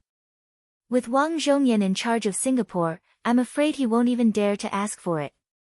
What they didn't know was that Jiang Tian was standing on the top of the mountain, looking down at the leaving MPV and snorting coldly. "You want to go back on your word? What a joke." In this world, the person who can renege on his debt to me, Kang Tae-chu, has yet to appear. These people are always arrogant and unscrupulous because they have 1 or 2 experts backing them up. Little did they know that I have already reached the mid-stage of qi refining. I can even kill a peak transcendent state grandmaster. When the time comes, I'll kill that meddlesome Wang Chongyan and take control of the Guo family and the entire Xing continent. Aren't you going to leave? Jiang Tian looked away and saw Zhao Wuji and Tang Jialin walking toward him, trembling in fear. "Jiang Tian, I apologize to you. I was just joking with you. Please don't kill me." Zhao Wuji's legs were as weak as noodles. He wanted nothing more than to kneel down before Jiang Tian. "That's enough, Yuanji. We grew up together. Don't take it to heart." Jiang Tian smiled. After Jiang Tian came back, his personality had become much more peaceful. He was a man who could distinguish between kindness and hatred. He no longer killed the innocent. Zhao Wuji was not a good person, but he was not evil either. He and Jiang Tian were not mortal enemies. As long as he didn't keep buzzing around him like a fly, Chen Fan would let him go. What was the point of killing an ant like him? Jiang Tian, I am a man of my words. You saved me. I am willing to be your woman. Tang Jialin said firmly. Fuck, Zhao Yuanji felt like he was being cheated on, but he thought it was only natural. He quickly said, that's right, Jiang Tian. If you are interested, let Jialin be with you. With a timid look in his eyes, he smiled embarrassedly and said, don't despise her. Actually, nothing happened between us. We didn't even hold hands. That's right, Jiang Tian. I am still a virgin. I have always kept it for you. Tang Jialin immediately hugged Jiang Tian's arm and rubbed her full chest against him. She said with a pitiful look, Jiang Tian, you took my first kiss. Don't forget our past relationship. She looked at Jiang Tian with admiration. Jiang Tian, I know you are not an ordinary person. I don't ask for any status. I can be a concubine or a bed-warming maid. Don't be like this. Jiang Tian jumped back in fright. He saw Zhao Xueqing looking at him mockingly in the carriage. He suddenly felt a headache and said, Tang Jialin, please stay away from me. I have no feelings for you. Jiang Tian, how can you refuse a girl's deep feelings for you? I really like you. Tang Jialin hugged Jiang Tian's arm and stomped her feet. Do you want me to die? I will die in front of you. With that, she walked toward the edge of the cliff. Don't bother me, okay? Jiang Tian was extremely helpless and annoyed. He waved his hand and erased Tang Jialin's memory with his divine sense. This girl was also a blabbermouth. Otherwise, how could there be such a funny thing as him losing his virginity to her? He might as well erase her memory so that she wouldn't talk nonsense. Tang Jialin's face was dull, and her eyes were absent-minded for a moment. The next moment, she looked at Jiang Tian in fear and trembled. She said to Zhao Wuji, Wuji, let's go quickly. Although her memory was erased, she was still subconsciously afraid of Jiang Tian. Let's go quickly. She doesn't remember anything. Don't tell anyone about what happened today. Jiang Tian waved his hand at Zhao Wuji, who was at a loss. Jiang Tian, don't worry. Zhao Wuji also reached a new height. He nodded and smiled. From now on, you are my grandfather. As a grandson, how can I talk about my grandfather's matters? In this regard, Jiang Tian could only shake his head and smile bitterly. After solving this matter, it was already 2:00 in the morning. Jiang Tian couldn't wait and asked Shen Mange to stay in a nearby hotel. He took Zhao Xueqing back to his hometown without stopping. The county's residence was built in the 1990s. The walls of the brick and concrete structure were covered with tacky red porcelain pieces. Many of them had already peeled off. It had been in disrepair for a long time, and the street lights were dim. It looked quite decayed. In fact, many of the county's leaders had bought a big house in a high-end building outside. However, Jiang Zhixing cherished his reputation and lived a simple life. He still lived in a small house with an area of 80 square meters. At this moment, the small chandelier in the living room sprinkled a bright yellow light that covered the coffee table, sofa, and other old furniture. It looked very warm and beautiful. Jiang Zhixing, who was always optimistic, looked worried and sighed. Wanqing, it's very troublesome this time. I received news that the Municipal Commission for Discipline Inspection suspects that there's a problem with the seedlings purchased by the garden.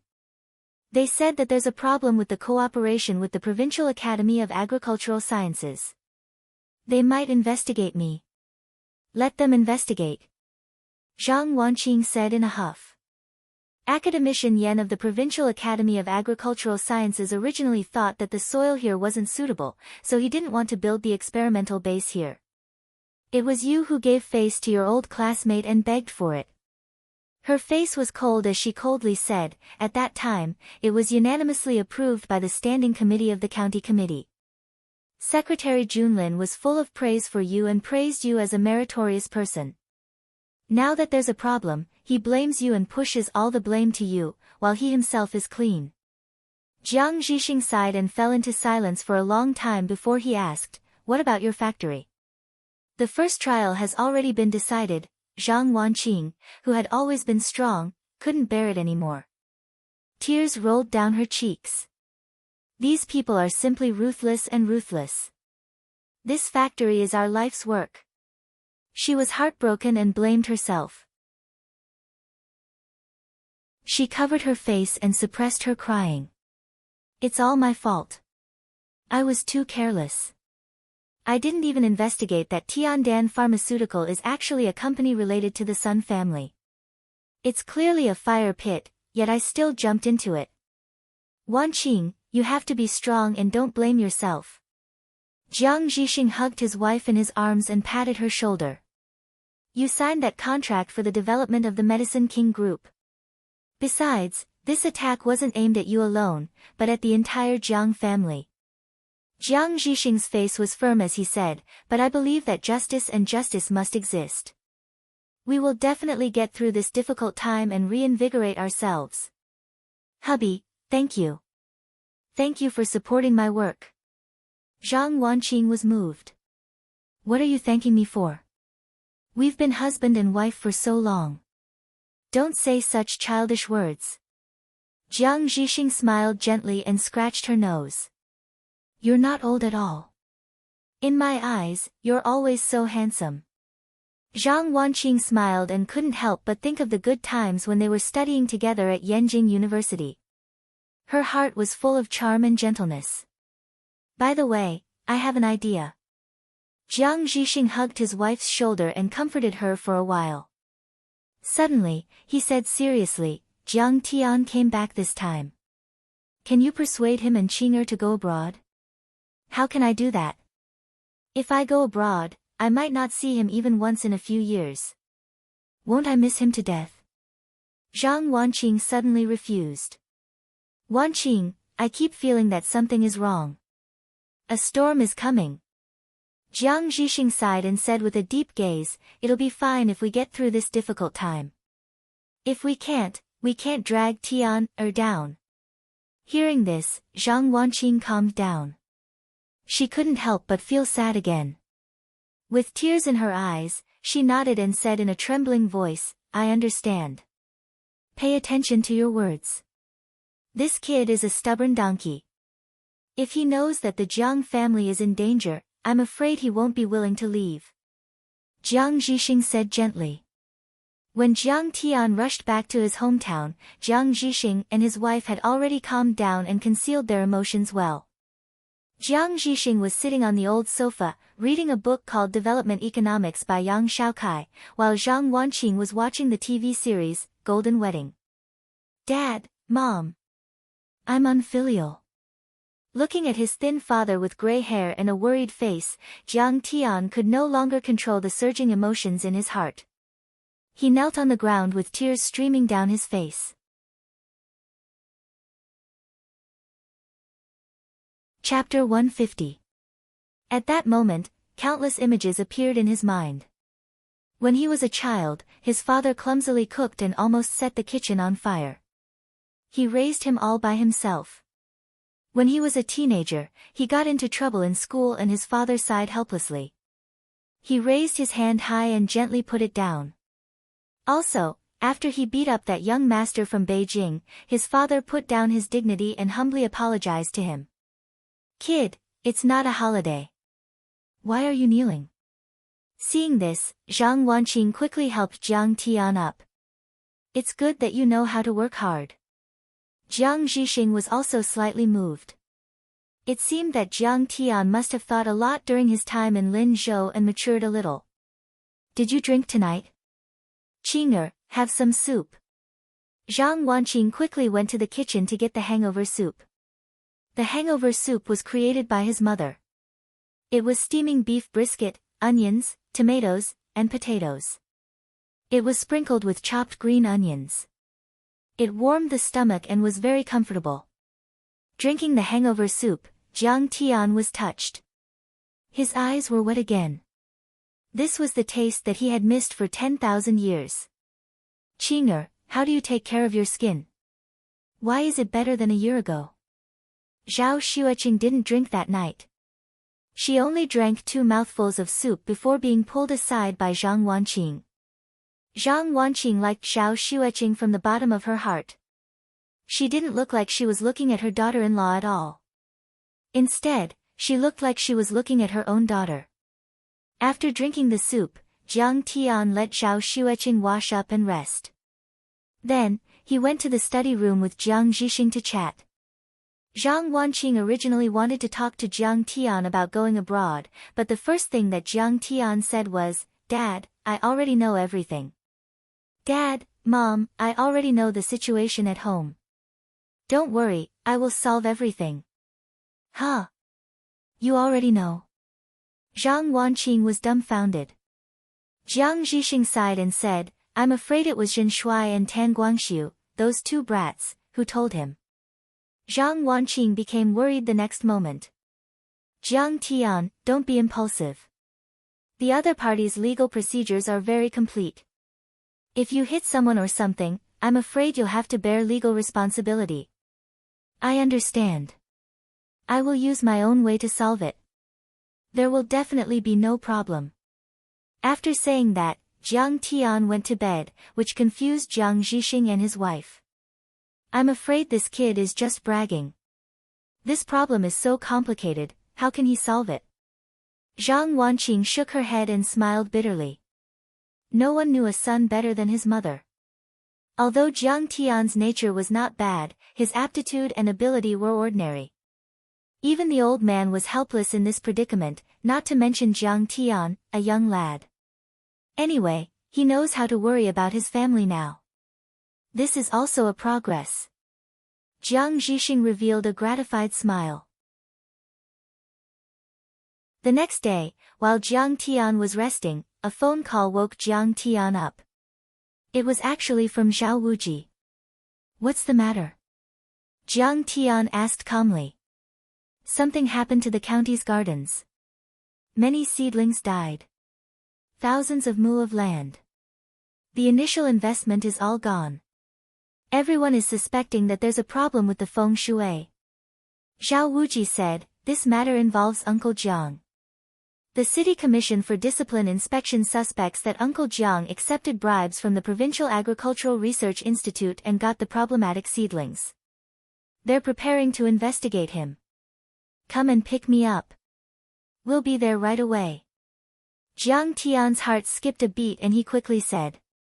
Jiang Tian remembered.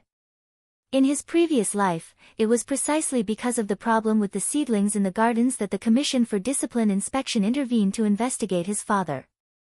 "My dad was a clean man and never accepted any gifts. However, the academician from the Provincial Agricultural Research Institute was my dad's classmate. He gave my dad a carton of cigarettes that contained 50,000 RMB. My dad didn't know about it, so he accepted it. However, the Commission for Discipline Inspection did not care whether he knew about it or not. They arrested his father just because of the 50,000 yuan." Thinking of this, Jiang Tian quickly got out of bed and found Jiang Zhixing, who was eating. "Dad, did you accept a carton of cigarettes from Uncle Yan Jianfan?" "Yes." Jiang Zhixing said carelessly. "We were old classmates in university and have been friends for decades. What's wrong with taking a carton of cigarettes from him? He even took mine." "Dad, there's something wrong with that carton of cigarettes." Jiang Tian scanned the cabinet with his divine sense and found the carton of cigarettes. Then, he quickly tore it apart. "Why is there money in there? Did old Yan give it to you?" Zhang Wanqing exclaimed. "That's not right. We were the ones who asked old Yan for help with the garden project. Why would he give you money?"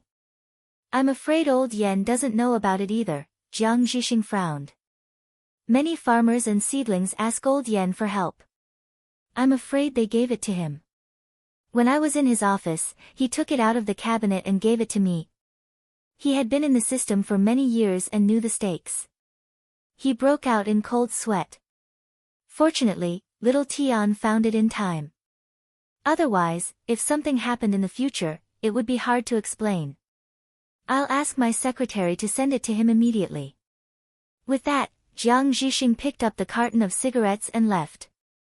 Not long after Jiang Zhixing left, Zhao Wuji arrived with a few gifts. He nodded and bowed. Auntie, I knew Jiang Tian was back, so I came to see him. Wuji, you're a rare guest. You don't have to take the gifts. It's good that you're here. Zhang Wanqing was surprised, but she still said happily. The secretary of the county committee, Zhao Junlin, had always been at odds with her husband. Especially after the garden project incident, he disliked Jiang Zhixing even more. Zhao Wuji was even more so. He was a local tycoon with a big business. Because his father was a high-ranking official, he was arrogant. Even when he met the couple, he usually ignored them. It's fine, Auntie. It's not anything valuable. Just accept it. I'm here to ask Jiang Tian to help me with something. Zhao Wuji put down the gifts and rubbed his hands. Jiang Tian, let's go. Let's go. Jiang Tian walked away.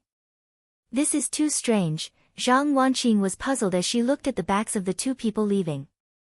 How did her son suddenly find the problem with the carton of cigarettes? It was packaged properly, and no one could tell. And why did it seem like Zhao Wuji respected and even feared her son? This was too strange. On the way, Jiang Tian had a rough idea of what was going on based on his memories from his previous life and Zhao Wuji's explanation. The Ancient Rhyme Garden Center was a project jointly promoted by the county government and the Provincial Institute of Agricultural Sciences. The county government led the Finance Bureau and State-Owned Assets Supervision and Administration Commission to invest 100 million to set up an agricultural company. The Provincial Institute of Agricultural Sciences provided the seeds and technology, and the local farmers provided the land and labor. The main purpose of the project was to cultivate precious flowers and high-end bonsai. The Ancient Rhyme Garden Center was only a few thousand acres of land, but it had become the pillar of the county's industry. It was also the county government's greatest achievement in recent years. But recently, all the seedlings and bonsai had withered and died of diseases. The losses were severe, and the gardeners suspected that there was a problem with the seedlings. They held up banners and went to the county government to ask for an explanation. Some even went to Jinling and Beijing to ask for an explanation. The county government invited the experts from the Provincial Institute of Agricultural Sciences to solve the problem. After testing, they found no problems with the soil, water, ventilation, pests and diseases. Because of this matter, the leaders of the county were as anxious as ants on a hot pan. They were completely flustered.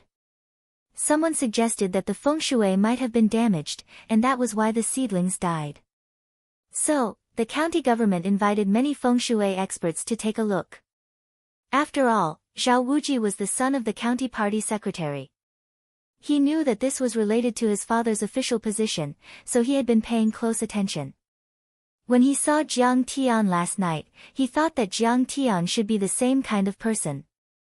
So, he pulled Jiang Tian over. Oh, that's it.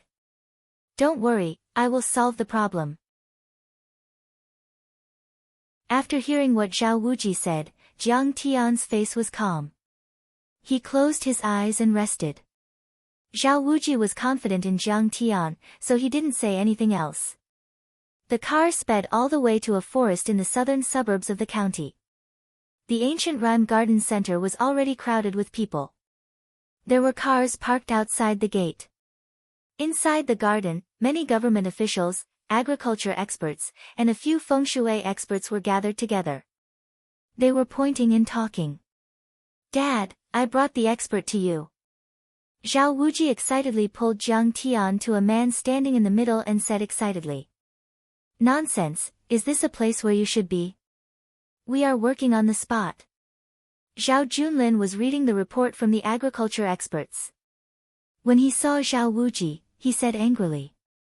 Dad, I am not here to play. I am here to help you with your feng shui. Jiang Tian is a feng shui expert. Zhao Wuji was reprimanded until he shrunk his head. His face was full of fear, but he still smiled. Jiang Tian, is Jiang Tian the feng shui master you were talking about? Only now did Zhao Junlin glance at Jiang Tian, and he couldn't help being greatly disappointed. He berated, "What are you messing around for? Get out." Last night, his son came back and said that he met an expert who could control lightning and block a Mercedes-Benz with his body. Did you hear that? Was that something a normal person would say? He must have drunk too much. He didn't have much hope in the beginning. However, when he saw that his son's so-called expert was Jiang Tian, he was furious. He had watched Jiang Tian grow up, so he knew Jiang Tian very well. This brat had been fighting since he was young, skipping classes and getting into puppy love. He was as useless as his bastard son. He was simply a useless idiot. When it came to causing trouble for their parents, the two of them were the same. They were the two scourges of the county. Zhao Wuji was anxious when he saw that his father didn't care about Jiang Tian. You think you are so great just because you are the county party secretary? If you annoy Jiang Tian, he will kill you with a bolt of lightning. Jiang Tian pulled Zhao Wuji and said softly, "It's fine. Let's just watch." After walking a few steps, Jiang Tian suddenly said calmly, "Did you notice that the temperature here is a few degrees lower than other places? It really is. Alas, look, some places are frozen." Other than Zhao Wuji, no one paid attention to Jiang Tian. Zhao Wuji found it strange. In Qixia County, the temperature was relatively high in winter. Moreover, it was not yet winter. There were plastic sheds, so why would some of the ground be frozen? At that moment, an old man in a Taoist robe holding a compass suddenly said loudly, "I understand. This place is called Yin Convergence Land."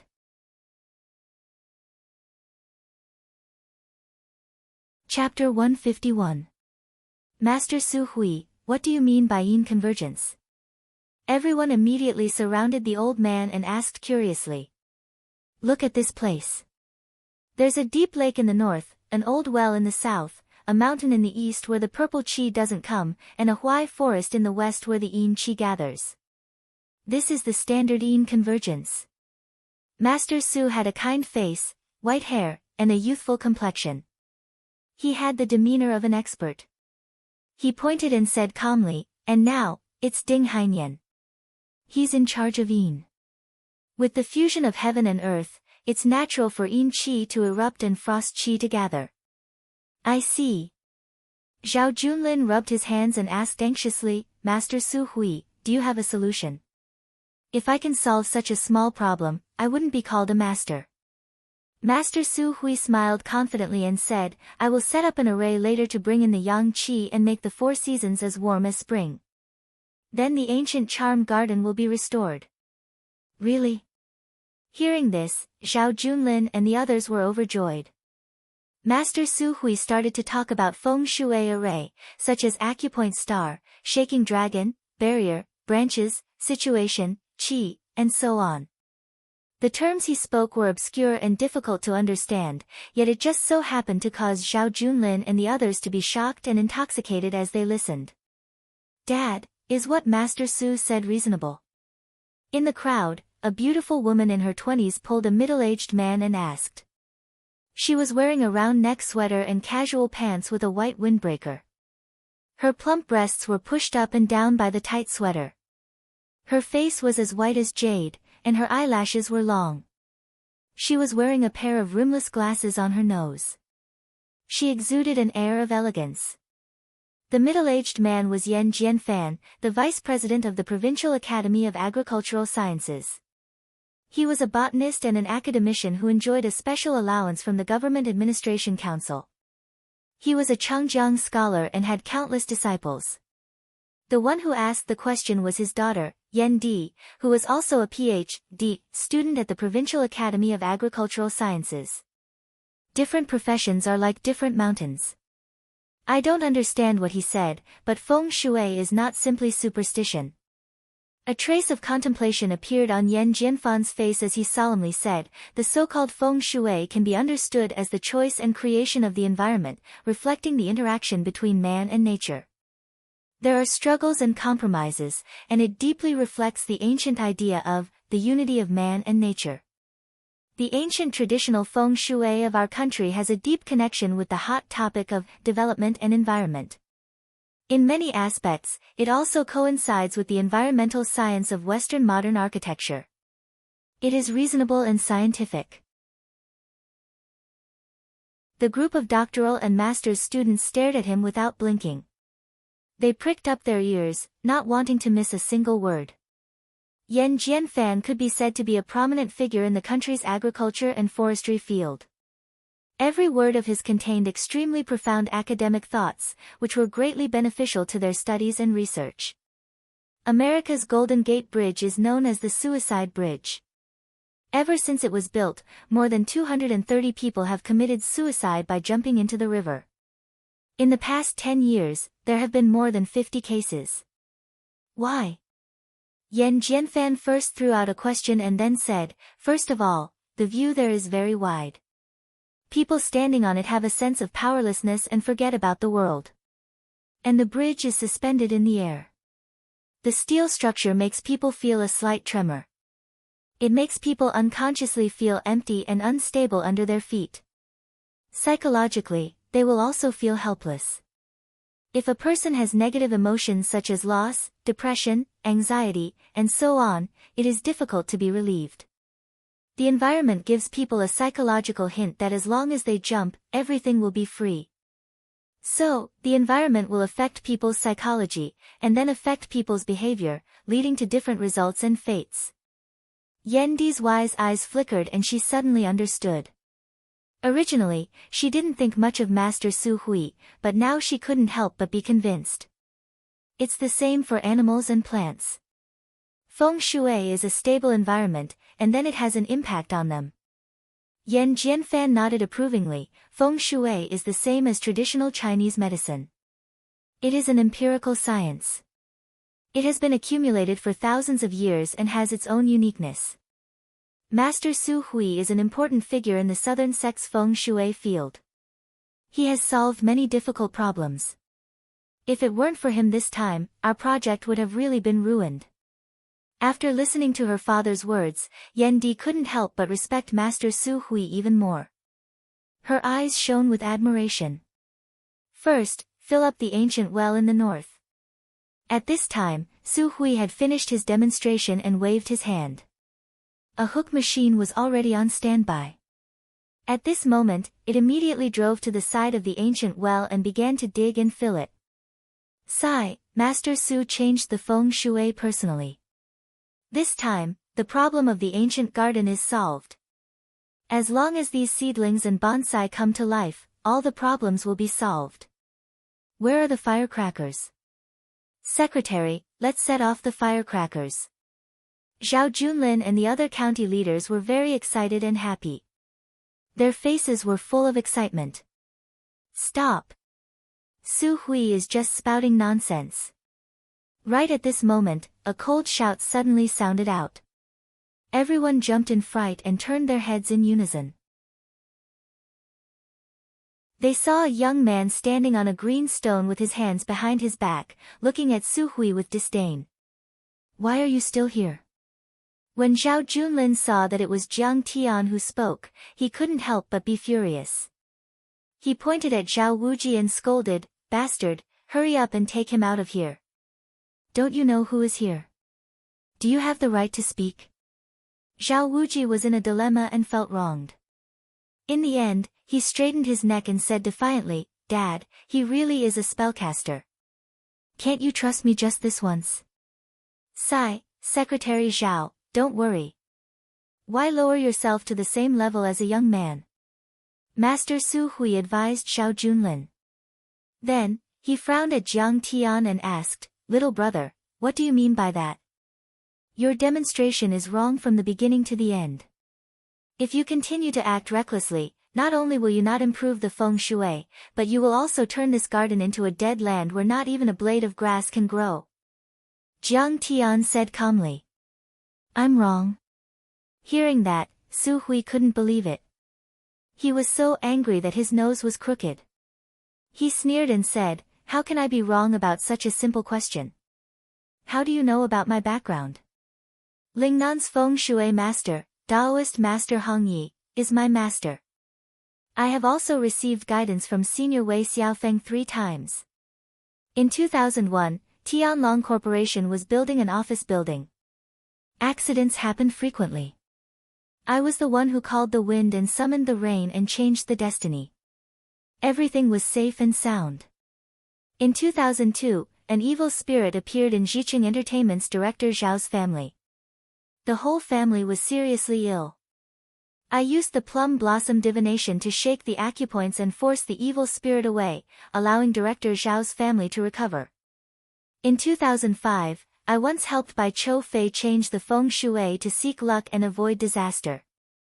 Su Hui gave many examples, all of which were major events that caused huge waves in the world of feng shui. Master Su Hui is really a godly person.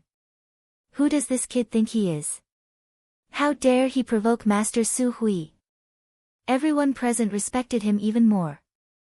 Their eyes were filled with reverence, and they were even more disdainful and contemptuous of Jiang Tian. Have you read the ancient Jinga of geography? Do you know the Lurin theory of fate? Do you know what the 5 essences of green bag is? Do you know the 52nd floor of the compass? Su Hui asked in a loud voice. He took a step forward and asked a few questions. He had already come to the center of the field. He looked straight at Jiang Tian and asked aggressively, at such a young age, I'm afraid you haven't even read the Book of Changes. You dare to talk nonsense here and question this master. You don't know the immensity of heaven and earth. Puchi. Yan Di looked at Jiang Tian for a long time. At this time, she suddenly laughed out. She covered her mouth and said with a smile, Dad, isn't this the kid from Uncle Zhang's family? When he was in the 2nd year of high school, he was the last in the class and asked me to make up lessons for him. But... Humph. At this point, 2 blushes appeared on her pretty face, and a trace of disdain flashed through her sparkling beautiful eyes. But what, senior sister? A junior student who was a graduate student next to her asked curiously. But he peeked at me when I was bathing. My mother found out and kicked him out. In the end, he had no one to make up lessons for him. He only scored around 300 in the college entrance exam and studied in a 3rd-tier university. Yan Di covered her mouth and said softly. You're a girl. How dare you say such things to others? Yan Jianfan glared at his daughter, seemingly dissatisfied. If he has the nerve to do it, why can't I say it? Yan Di said angrily with puffed up lips. Damn, so he's a bad student. Even Mr. Yan can't solve such a complicated problem. What right does he have to interrupt?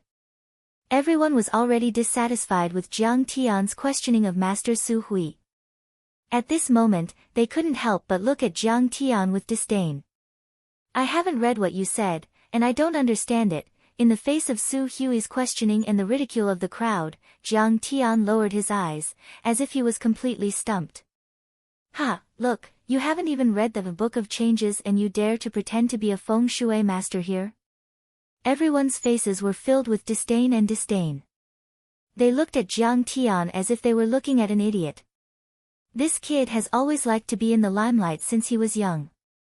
Does he not know that this is a place for him to be in the limelight? He's just looking for trouble.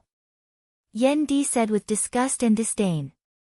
Jiang Tian, don't you know spells? Zhao Wuji had thought that Jiang Tian was a spell master, but he was floored when he heard what Jiang Tian said. Could it be that it wasn't a spell, but something else? Was it genetic mutation? Was it advanced technology?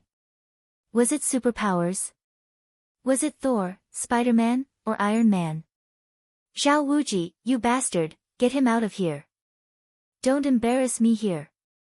Zhao Junlin was so angry that his body trembled. He pointed at the door and roared angrily. The leaders of the municipal party committee were present. His son had brought such a useless piece of trash here. He had lost all his face. I don't understand what you're talking about, and I don't want to.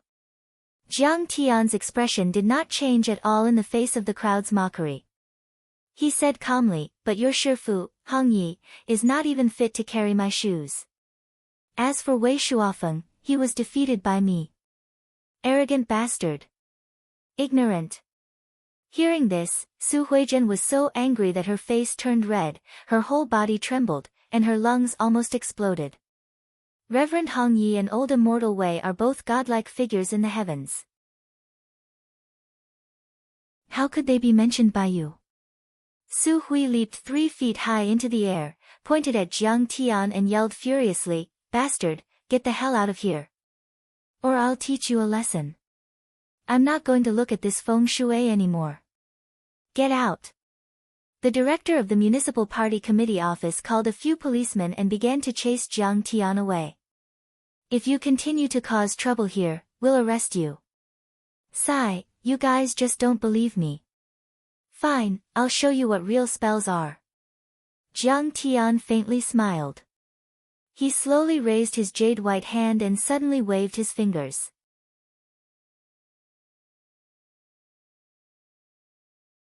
Chapter 152. Rumble. The ground rumbled as if a millstone was grinding on ice. As Jiang Tian swept his finger across the ground shook violently as if there was a giant dragon rolling underground. What's going on? Is it an earthquake? Everyone's faces were filled with astonishment. They were dumbstruck and couldn't believe it. They looked at each other in dismay and looked around.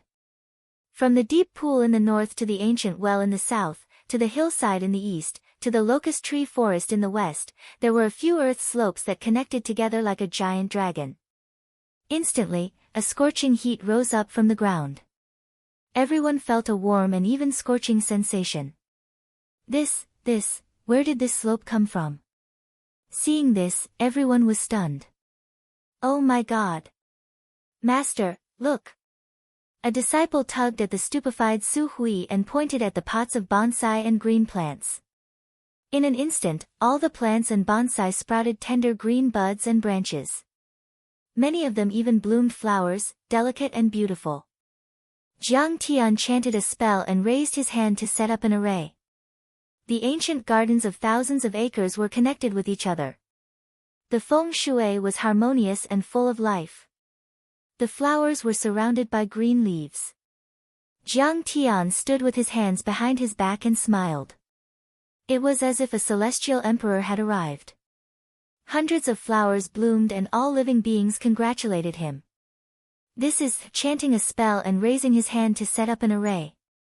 When Su Hui saw this, he muttered to himself in a daze, his entire body trembling uncontrollably, and his face was filled with shock. Master, what do you mean by chanting a spell and raising his hand to set up an array? A disciple finally recovered from the shock and asked in a hoarse voice. Even if you are in the ethereal enlightenment realm and can connect with heaven and earth, you still need to chant a spell to have dharmic powers. Su Hui couldn't even stand properly.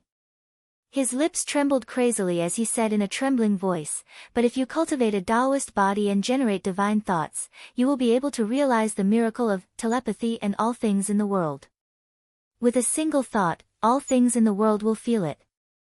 With a single thought, you will be able to communicate with heaven and earth. Everyone was shocked. It was as if Jiang Tian was really a deity who had descended to the mortal world. Changing the terrain and feng shui was a mystery to everyone.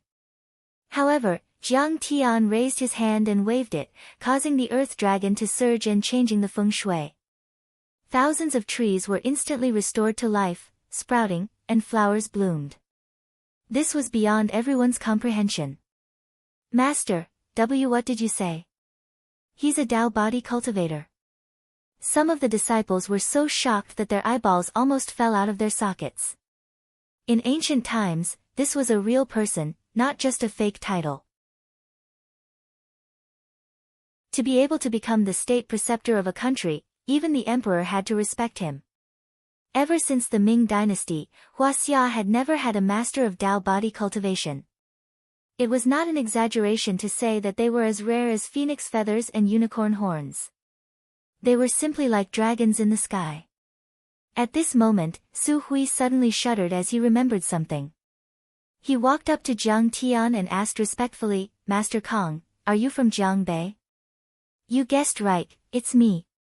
Jiang Tian's expression was relaxed as he smiled faintly. It's really Master Kong. Su Hui was so shocked that his soul almost left his body. His knees went soft, and he knelt on the ground with a thud. He kowtowed as if he was pounding garlic. Jiang, Grandmaster Jiang, this disciple did not know your face and offended you. Please punish him. Everyone was dumbfounded. What kind of person was Su Hui? He was the eldest disciple of Hong Yi the enlightened cultivator and was famous in the southern faction. He was the guest of honor of many dignitaries. Even the mayor of a multimillionaire had to treat him with respect. However, at this moment, he knelt before Jiang Tian and begged for punishment from Jiang Tian. How dare you disrespect me? I won't kill you, but I will strip you of your cultivation. Jiang Tian's eyes turned cold. He raised his hand and made a grabbing motion on Su Hui's body. Suddenly, Su Hui looked as if he had aged 10 years. His originally plump cheeks quickly caved in and his teeth fell out. His originally bright eyes became cloudy as he slowly fell to the ground. Thank you, Master Kong, for sparing my life. Thank you. However, Su Hui was still kowtowing with a face full of gratitude. The Taoist body was almost equivalent to an immortal. He had offended an immortal. It was already a great fortune for him to be able to keep his life. Seeing this, everyone was even more frightened. They looked at Jiang Tian with eyes full of fear and dread. Su Hui was helped away by many mournful disciples. Jiang Tian did not stay. He put his hands behind his back and lazily walked away. Jiang. Master Kong, wait a moment. Seeing this, Zhao Junlin hurried over and pulled on Jiang Tian's sleeves. He smiled and said, You've solved this problem. You've done a great job. Let's get together with your dad tonight. Forget it, Secretary Zhao. I'm still very busy. Jiang Tian declined politely. Then, he said meaningfully, Thank you for taking care of my father all these years. Hearing this, Zhao Junlin shuddered as if he had fallen into an ice cellar. He and Jiang Zhixing had always been on bad terms. He wanted to take advantage of this matter to the end. However, at this moment, he did not dare. Jiang Tian was a godlike figure. He could control thousands of flowers and trees with a thought and take away people's vitality and cultivation. He could kill him as easily as killing a chicken. He hurriedly promised, Master Kong, I'm going to leave soon. Don't worry, I'll definitely recommend your father. I don't know about officialdom. You can do as you see fit. However, don't tell anyone about my ability, especially my father. Jiang Tian smiled faintly and walked towards the parking lot. Don't worry, no one will tell anyone. Zhao Junlin nodded heavily. He wanted to deal with this matter quietly.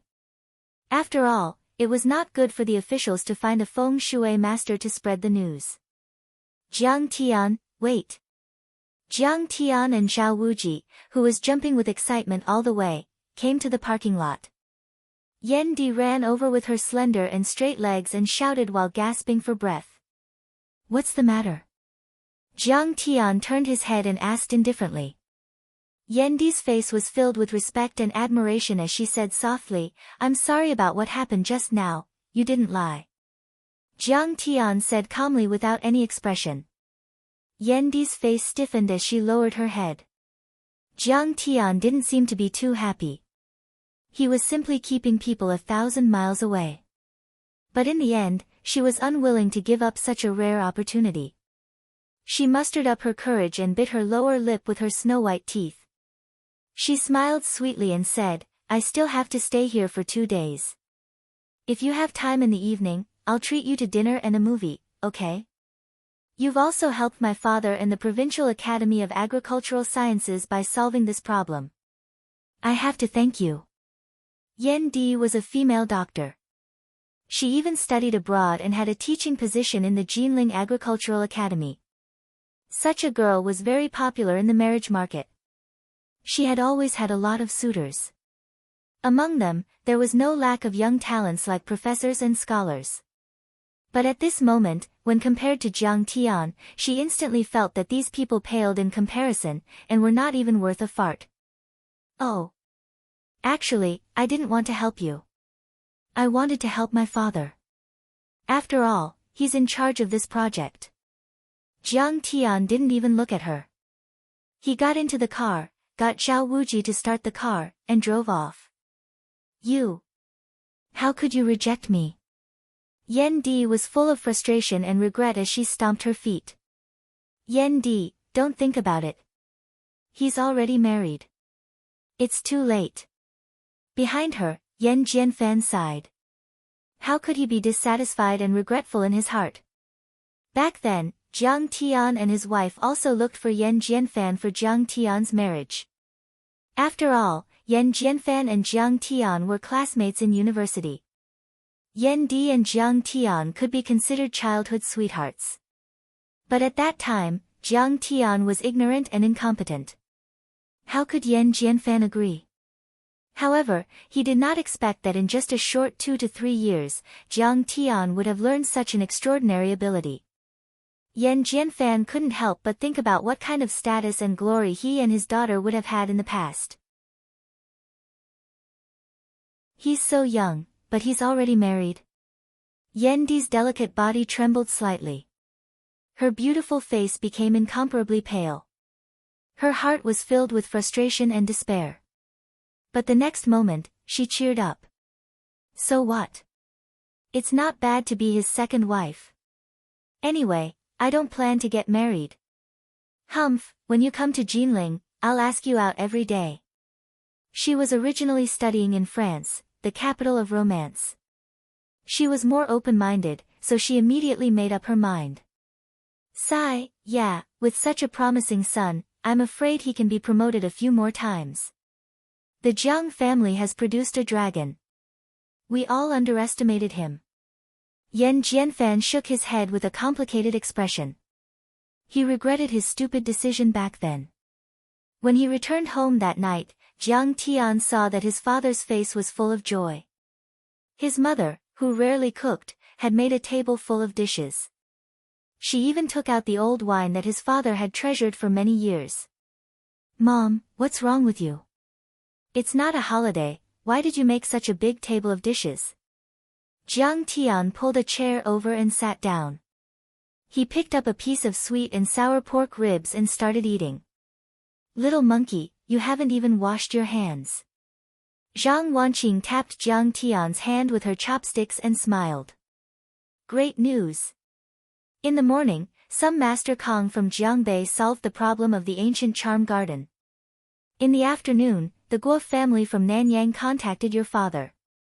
They're investing 10 billion to build a shipyard in Xixia County. This is the largest investment in Xixia County's history. Even the municipal committee is alarmed. That's good news. Dad, Mom, aren't you going to thank that Master Kong? Zhao Xueqing smiled sweetly and glanced at Jiang Tian with her beautiful eyes, clearly saying, you did it, right? Why did you hide it from Mom and Dad? Sigh, that Master Kong is an expert. I heard that even Lingnan's master Su knelt before him. How could we meet you? Jiang Tian opened the wine and poured a glass for Jiang Tian. Dad, let me. Jiang Tian couldn't stand it. He quickly took the bottle and poured wine for his father. He smiled. If you want to meet that Master Kong, I'll let you meet him every day. To be honest, I'm Master Kong.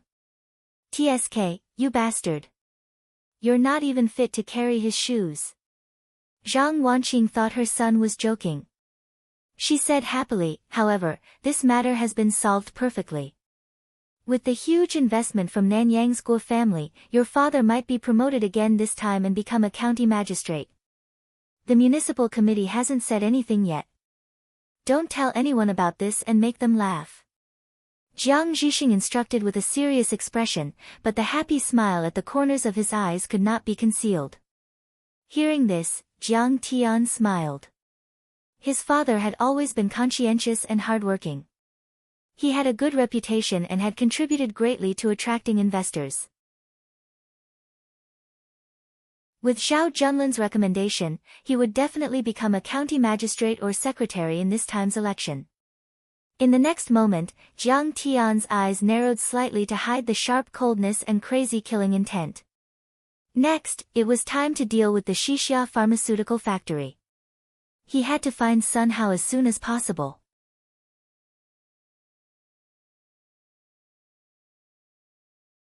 Chapter 153.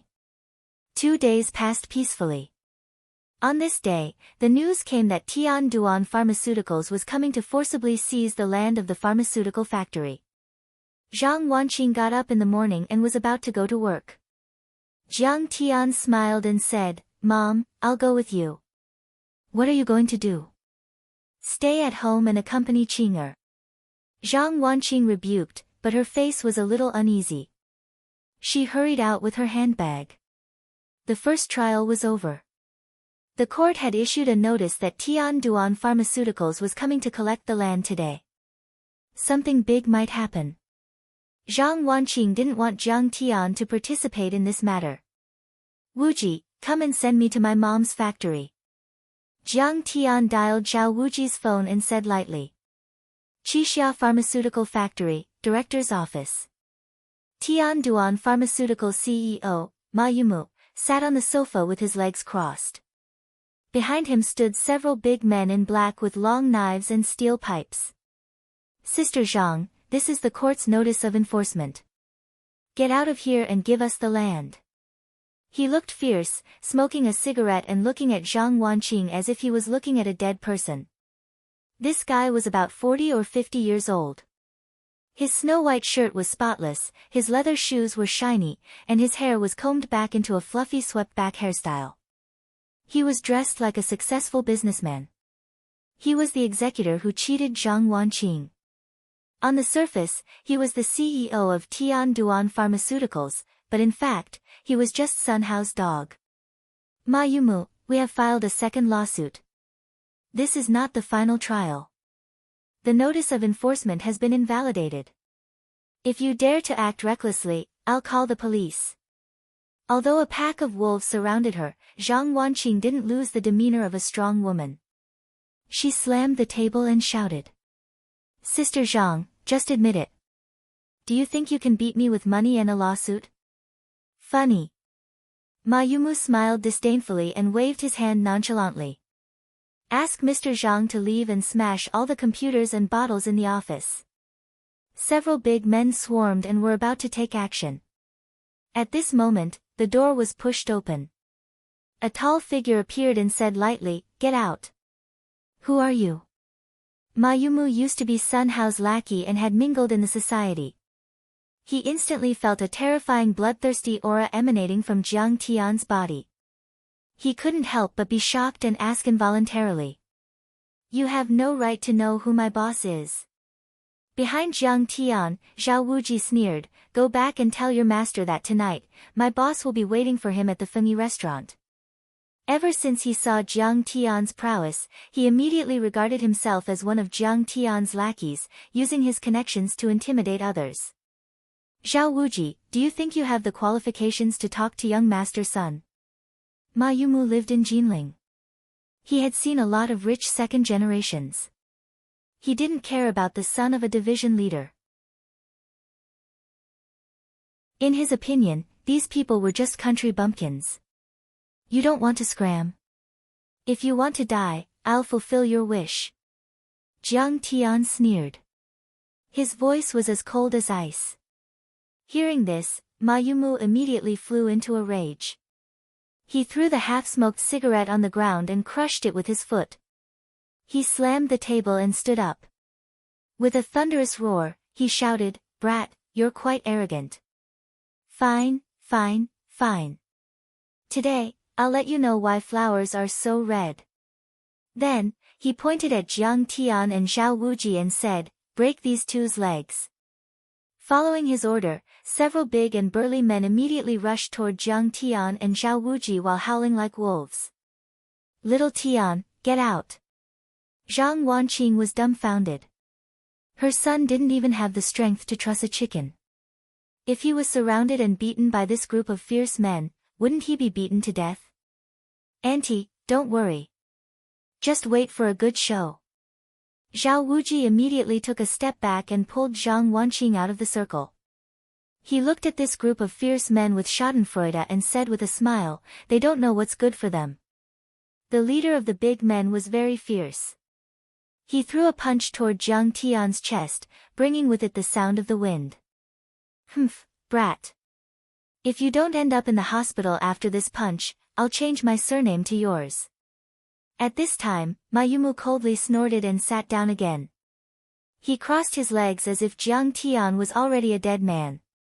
The Clear Sky Association under Sun Hao was one of the largest associations in Jinling. It had over 1,000 members. And the one who attacked was the Clear Sky Association's double flower red stick, De Long.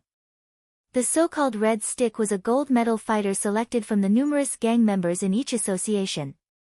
Only those whose strength was recognized as valiant in their association could be called the red stick. In slang, it was called 426.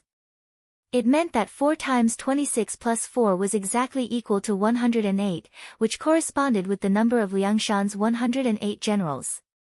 And according to legend, Liangshan's hero Wu Song held a red stick, so the gold medal fighter was called the red stick and became a tradition.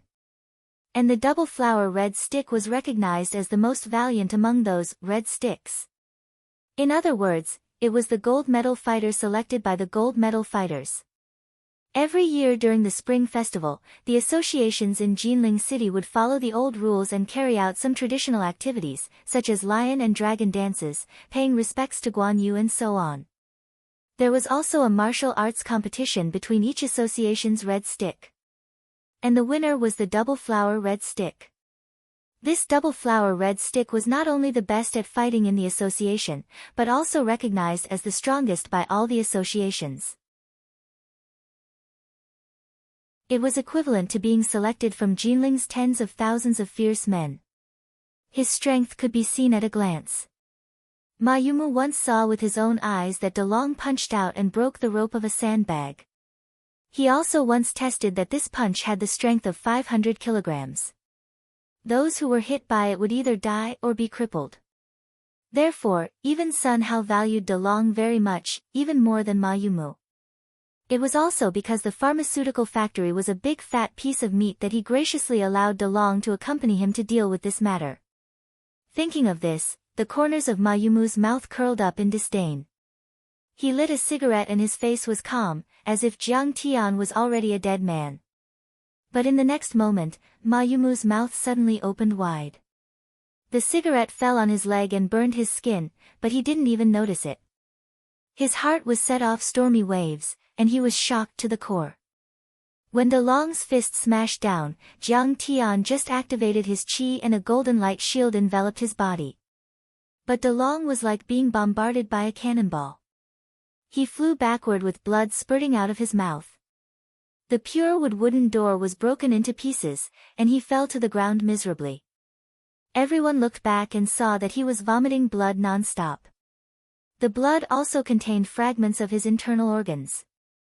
His body was broken in countless places, and his skin was lacerated.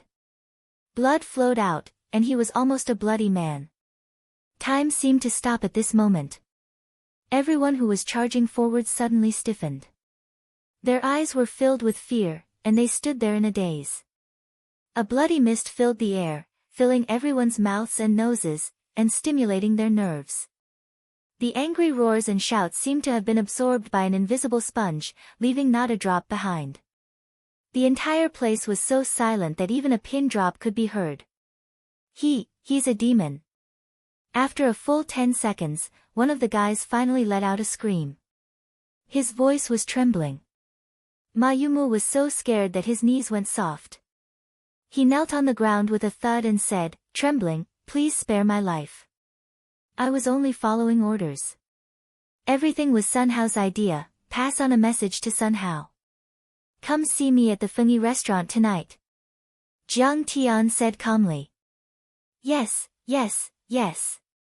I'll definitely pass on the message. As long as you don't kill me, I'm willing to be a dog. Ma Yumu kept kowtowing, tears streaming down his face. He was so scared that he was about to wet himself. De Long hadn't even touched him. He'd been sent flying several meters away by an inexplicable barrier of light. Ma Yumu really didn't know how to explain this strangeness. He could only interpret Jiang Tian as a supernatural existence like a ghost or god. How could he afford to provoke such a terrifying existence? He could die at any moment. Take that brat away and scram. Jiang Tian waved his hand with a cold expression. He couldn't be bothered to look at them again. He wanted to deal with Sun Hao. These ants weren't even worth mentioning. Yes, we'll leave now. We'll leave now. Ma Yumu and the others were so scared that they pissed their pants. They scrambled to escape. Jiang Tian, how did you do that just now? Zhang Wanqing asked incredulously. She only recovered from her shock after a full minute had passed. The Jiang Tian in front of her felt very unfamiliar. Was this her son, who always failed physical education exams and had no strength to even truss a chicken? Mom, don't worry. I'm no longer the same person. I've said before that the Medicine King group won't fall. I'll protect the Jiang family and the Medicine King group in the future. Jiang Tian held his mother's trembling hand and said gently but firmly. Zhang Wanqing nodded absent-mindedly. Her son didn't elaborate and she didn't ask. She finally revealed a kind and gratified smile. Her eyes were slightly red as she said, Mom knows that my son is the best in the world. Yeah, after all, I've inherited your and my dad's excellent genes. Jiang Tian laughed. You're such a smooth talker. Zhang Wanqing rolled her eyes at Jiang Tian. She suddenly felt worried and frowned. Are you really going to meet Sun Hao tonight? You have the ability now, but don't make too much of a fuss. Everything has to be legal and reasonable. Don't worry, I'll have a good talk with them. Jiang Tian concealed the murderous intent in his eyes and nodded. Jinling, top floor of Dynasty Real Estate, Chairman's office. Ha, Zhang Wanqing and Zhao Wuji are really bold. How dare they touch my people? They must be tired of living. Sun Hao, who was wearing a Versace suit, stood in front of the floor-to-ceiling window. His face was calm as he overlooked the dreary Qinhuai River, Confucius Temple, Wui Alley, and other scenic spots. Standing here, he could overlook half of Jinling's bustling scenery. It always gave him a sense of lofty ambition. He swore to become the wealthiest and most powerful man in Jinling. He wanted to become a peerless powerhouse. In the past few years, his business had been booming and he was invincible in the business world. He seemed to be on the verge of reaching his goal. But today, he had hit a big nail on the head. He had hit a hard bone and even lost a tooth. It seems that you're a newborn calf that's not afraid of a tiger. You don't know my strength. I only wanted to take the land, but now, you've forced me to kill you. Sun Hao's eyes were cold. The muscles on his face twitched a few times. He gritted his teeth and said coldly, in Jinling, no one dares to touch my, Sun Hao's, people. With just you, I'll make sure you die without a burial ground in minutes.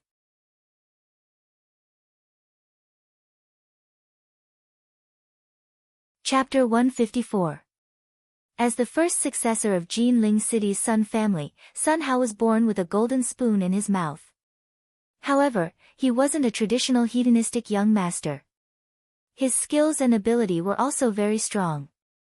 He could be considered a young talent.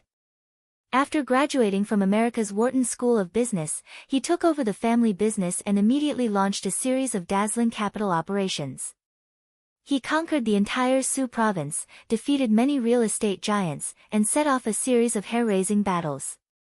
This caused Dynasty Real Estate's scale to double in 3 years. Many of his business operations became classic examples in the fields of public relations, marketing, management, and finance. Many business professors and successful entrepreneurs of the older generation sighed in amazement. Many high school students were studying, learning, and comprehending. Moreover, behind the scenes, he was also the leader of Jinling City's largest club, Clear Sky Association. Regarding this, even Yangqing City's young master Bai Choufei had high praise for him. Sun Hao is simply living a life of a master. He knows the most advanced Western financial operations but is also very local. He can integrate with Hua Xia's national conditions. Director Sun, Yangqing City's young master Tang Shaozi is here. A tall and beautiful female secretary knocked on the door and walked in. She whispered in Sun Hao's ear. Hearing this, Sun Hao's face changed for the first time. A hint of surprise appeared on his face as he said, "Good, good, good."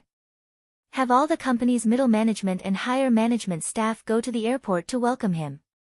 Has the airport prepared flowers and red carpet banners? According to your orders, it has already been prepared. The female secretary's voice was soft but her face was filled with shock. Sun Hao was a first-tier young master in Jinling City. He could summon the wind and summon the rain. How could he be so respectful to this young master Tang? How could she know that Yangqing City was the bridgehead of the reform and opening up, an important economic city? The development of Jinling City was too far away from Yangqing City. Moreover, in terms of status and assets, Sun Hao was far from Tang Shaozi. If it weren't for the fact that Tang Shaozi had a good relationship with Sun Hao when he was studying in the US, he wouldn't have cooperated with him. Sun Hao, don't go to the airport to pick me up. I'm already here. Suddenly, a young man pushed open the door and walked in. He only brought one follower with him. His face was filled with joy and there was no arrogance to speak of. Young Master Tang, why are you here alone? I have to pick you up at the airport. You are too slow. You're one of the 4 young masters of Yang City. Sun Hao, who was arrogant and despotic outside, was like a grandson when he saw Tang Shaozi, nodding and bowing. Let's not talk about this anymore. Tang Shaozi was wearing a long robe and soft cloth shoes. His long hair was cut into a buzz cut, and there was a string of Buddhist beads around his neck. He was dressed like a Buddhist monk. There are no more 4 young masters of Yangqing, he said with a slightly depressed and bitter voice. Why do you say that, young Master Tang? Sun Hao asked suspiciously. The 4 young masters of Yangqing were gone, and Tang Shaozi was dressed so strangely. He looked prematurely aged. How was this the awe-inspiring young master Tang Shaozi? After both parties were seated, the young and beautiful female secretary made tea for Tang Shaozi and Tang Shaozi in front of the kung fu tea set. She served them with a kneeling posture and said softly, "Young Master Tang, please have some tea." She had just secretly pulled down her shirt and unbuttoned a button, revealing her fair skin. Previously, Sun Hao had reminded her that this was a rare opportunity. Once she became young Master Tang's woman, she would be a phoenix flying up the branch. However, she never expected that no matter how she tried to flirt in front of Tang Shaozi, the latter was like an old monk in meditation. He didn't even look at her. Did he not like women? The female secretary sighed in disappointment. Her heart was filled with worry and confusion. Young Master Tang, I've left this secretary for you. She's still a virgin, and I've never dared to touch her before. Her father is also a leader in the city, and she's the daughter of a decent family. She's different from those young models and celebrities. Sun Hao said with a fawning smile. The female secretary also pretended to be shy and lowered her head slightly. Her slender jade-like hands trembled slightly and spilled some tea at the perfect moment. Her acting was very good. Tang Shaozi knitted his brows and sighed, "Women are a source of calamity. It's best to avoid them." Seeing that Tang Shaozi wasn't interested, Sun Hao immediately changed the topic and smiled. "Oh right, why didn't young Master Tai and young Master Bai come this time? I miss them a lot." Don't mention it. My legs were broken by Master Kong, and I haven't recovered yet. Tang Xiaozi smiled bitterly and shook his head. Young Master Tang, I've heard a thing or two about this matter. Is that Master Kong that powerful? Sun Hao immediately showed his righteous indignation and patted his chest. If you trust me, leave this matter to me. I'll hire a few gunmen from overseas and shoot him to death. Sun Hao, watch your words. Tang Xiaozi was so scared that he almost jumped out of his chair. His face was covered in cold sweat, and his eyes were filled with fear. He said in a trembling voice, that Master Kong is like a celestial dragon in the sky. He's not afraid of bullets, can control lightning, can walk on water, and can hurt people from a distance. Don't get me into trouble. As he spoke, he held the string of Buddha beads, put his palms together, closed his eyes, and prayed with a pious expression. Thank you Bodhisattva and all the gods for your blessings. I'll never meet Kong Teichu again. Ever since he was taught a lesson by Jiang Tian in Laizhou, Tang Xiaozi had been suffering. He was anxious and paranoid all day long, afraid that Jiang Tian would kill him if he was displeased. Later, he heard from someone that worshipping Buddha was useful, so he spent 300 million to build a temple and built a large Buddha statue. He also kowtowed alone for 2,000 steps until his knees bled. He kowtowed 3 times and 9 times in front of the Buddha, praying that he would use 20 years of his life in exchange for not meeting Jiang Taichu again in this life. Needless to say, he never met Jiang Tian again in the next few months. He was safe and sound. Amazing, too amazing. Therefore, he started to eat vegetarian food and worship Buddha. He had to chant and pray every day before he could fall asleep. Is it really that amazing? Young Master Tang was so scared that he started chanting Buddha. Sun Hao thought it was a bit funny. At that moment, Ma Yumu knocked on the door and entered. He respectfully said, Young Master Sun, the Fengyi restaurant is ready. Sun Hao nodded. Seeing that he wasn't leaving, he frowned and said, There's nothing else for you to do. Why aren't you leaving? Ma Yumu wanted to say something but hesitated. In the end, he said in a trembling voice, Zhao Wuji's friend is very strange.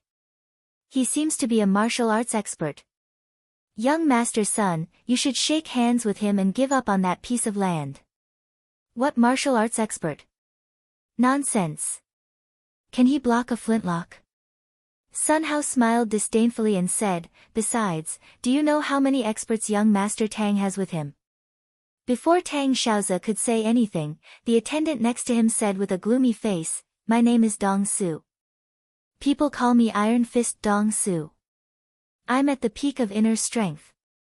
As he spoke, he smiled faintly and slammed his hand on the marble coffee table. A clear palm print appeared. Expert. Expert. Sun Hao was shocked beyond words. He clapped and cheered. After a round of flattery, he said seriously, Brother Dong, the piece of land I want to take is a bit troublesome. There's a ruthless person who even injured my double flower red staff. This is good. With a great deity like you overseeing it, I can rest assured. There aren't any martial arts experts in the vast Jinling. Dong Su smiled reservedly and took a sip of tea. Sun Hao was greatly relieved. He then turned to Tang Xiaozi and respectfully said, Young Master Tang, since this is your first time in Jinling, I must show you some appreciation. Tonight, I'll take this opportunity to do my part as a host and enjoy myself at the Fengyi restaurant. The Fengyi restaurant was well known in Jinling. It was a place where people ate, drank, and played. It was very high class. No, I'm already a Buddhist. I don't get close to women. You can take Dong Su to have some fun. Tang Xiaozi glanced at him indifferently and said leisurely, Besides, I can't stand to see fighting and killing. I'll just wait outside while you do your thing. Hearing this, Sun Hao was completely stunned. He didn't dare to believe it. Was this still the unrestrained, arrogant, and despotic leader of Yangqing's 4 young masters? He's actually a Buddhist. This change was too great. It was as if he's a completely different person. Hearing this, the female secretary mustered up her courage and said, "Young Master Tang, I have a younger sister called Tang Jialin. She's a loyal fan of yours and has always worshipped you. She wants to get to know you. Can I bring her over tonight?" Tang Jialin had begged her for this matter many times. If it was before, Tang Jiaro definitely wouldn't have dared to ask. But now that young Master Tang had become a Buddhist, his temperament was gentle. Perhaps he would agree. As expected, Tang Xiaoza's next words made Tang Jiaro's heart feel sweeter than honey. "That's fine too." Tang Xiaoza had a compassionate look on his face as he said leisurely, "In life, the road is long and full of difficulties and obstacles. Who doesn't have a difficult time? It's good to get to know more friends." He clasped his hands together and closed his eyes.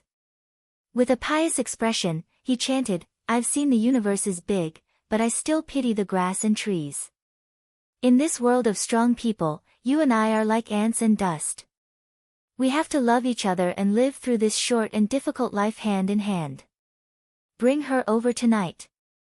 "Thank you, young Master Tang." "Thank you, young Master Tang." Tang Jiaro's mouth was about to split open. As expected of a young master from Yangcheng. He's different from a small place like Jinling. Life is long and full of difficulties and obstacles. I've seen the universe is big, but I still pity the grass and trees. Look, these words are so philosophical. You must have experienced the storms of life to be able to understand them. In the evening, a few luxury cars roared like wild beasts as they sped along the streets of Jinling. When the cars on the road saw the license plates of these cars, they retreated as if they had seen tigers and wolves. These cars were all imported luxury cars that were worth more than 1,000,000 yuan. All of them had police license plates and even the provincial government's pass. However, there was an Audi A3 that was worth less than 300,000 yuan at the back. It seemed a little out of place. "Lin Lin, you have to be careful this time. The other party is a big shot. It's a rare opportunity for both of us." Tang Jiaro drove the car and instructed her sister earnestly. "Don't worry, sister. I won't let you down." Tang Jialin held a makeup box and carefully drew her eyebrows in front of a small mirror.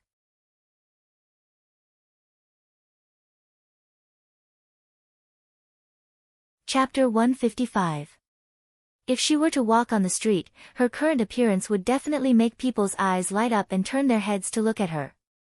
Her jade-white skin was like jade, sparkling and translucent. Her red lips were painted with pink lipstick, like a flaming rose. Her hairstyle was meticulously styled into fashionable wavy curls, making her look even more charming and charming. She wore a high-waisted strapless dress that accentuated her slender waist and ample bosom. Her jade-like shoulders and chest were even more alluring and soul-stirring.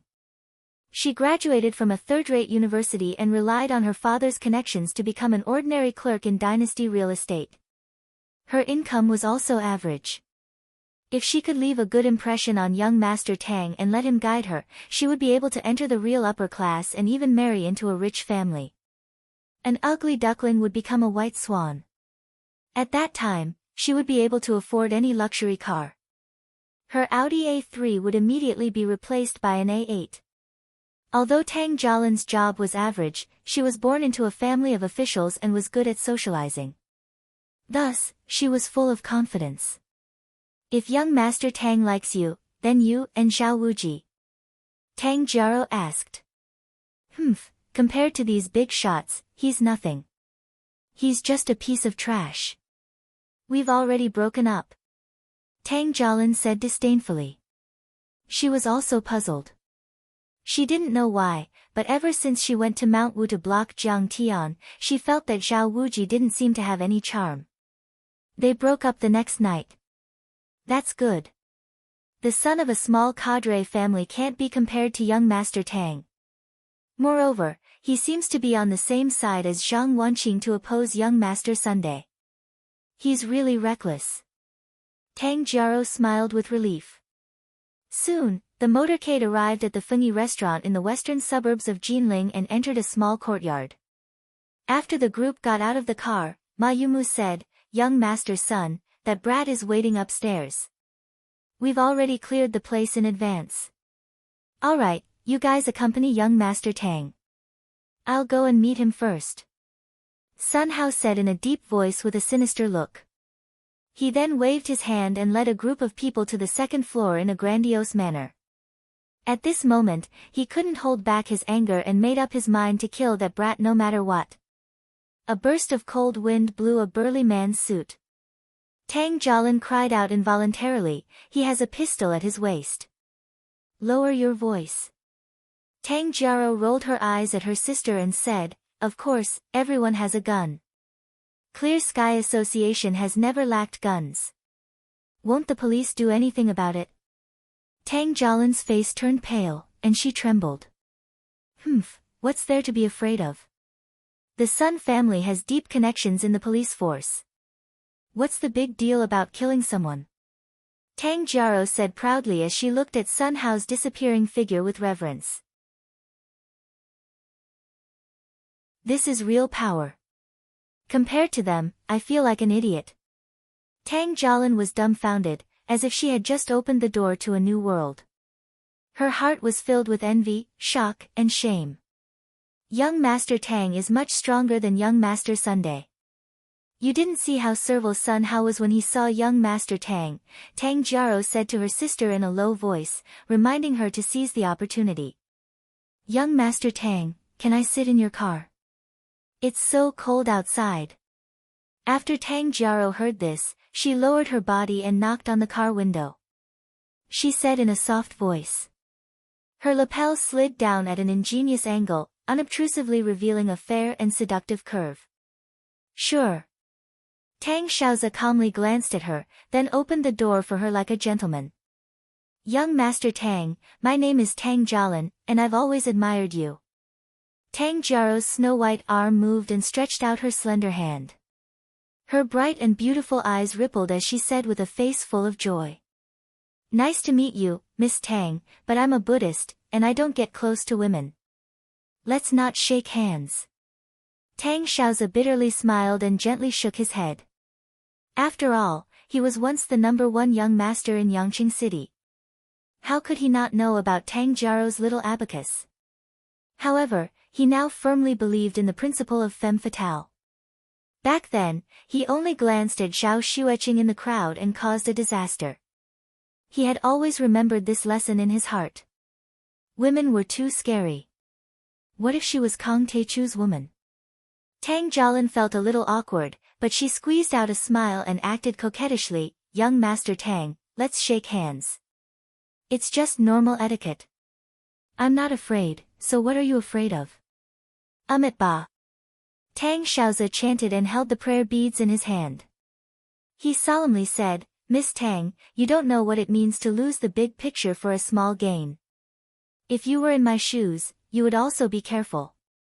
As he spoke, Jiang Tian's figure flashed in his mind and he couldn't help but shiver. Then, he opened the door without any reluctance and walked out. Throughout the entire process, he didn't even look at Tang Jiaro. It was as if he was avoiding her. He twirled his Buddhist prayer beads and looked at the koi pond in the courtyard with great interest. He smiled contentedly. He smiled and said, "How can a woman be as cute as these koi? The lotus leaves are scattered and filled with bleak beauty. The koi fish swim freely. It's peaceful and carefree. Young Master Tang, so you're a Buddhist?" "I'm also a Buddhist." Tang Jialin didn't give up. She followed him out of the car and took out a jade Buddha statue from her lapel. In fact, she had bought the jade Buddha statue on the way here under her sister's advice. It was easier to get closer to each other. Well, not bad. Tang Xiaozi's face was filled with joy. He said, "Don't fight or snatch. Only by having a pure heart and few desires can you live a long life.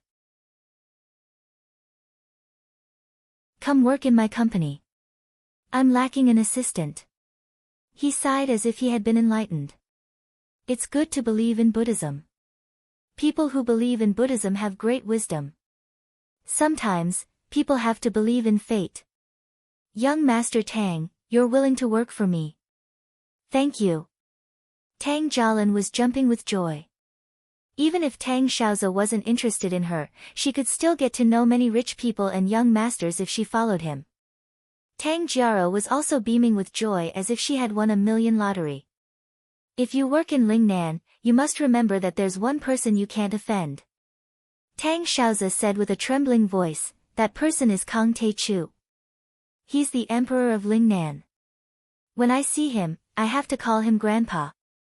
Yes, yes, yes. I'll remember young Master Tang. Tang Jialin nodded like a chick pecking at rice. Tang Jiaro asked, is Kang Te-chu very powerful? Of course. He's like a god. Tang Xiaoze's face was filled with admiration and fear.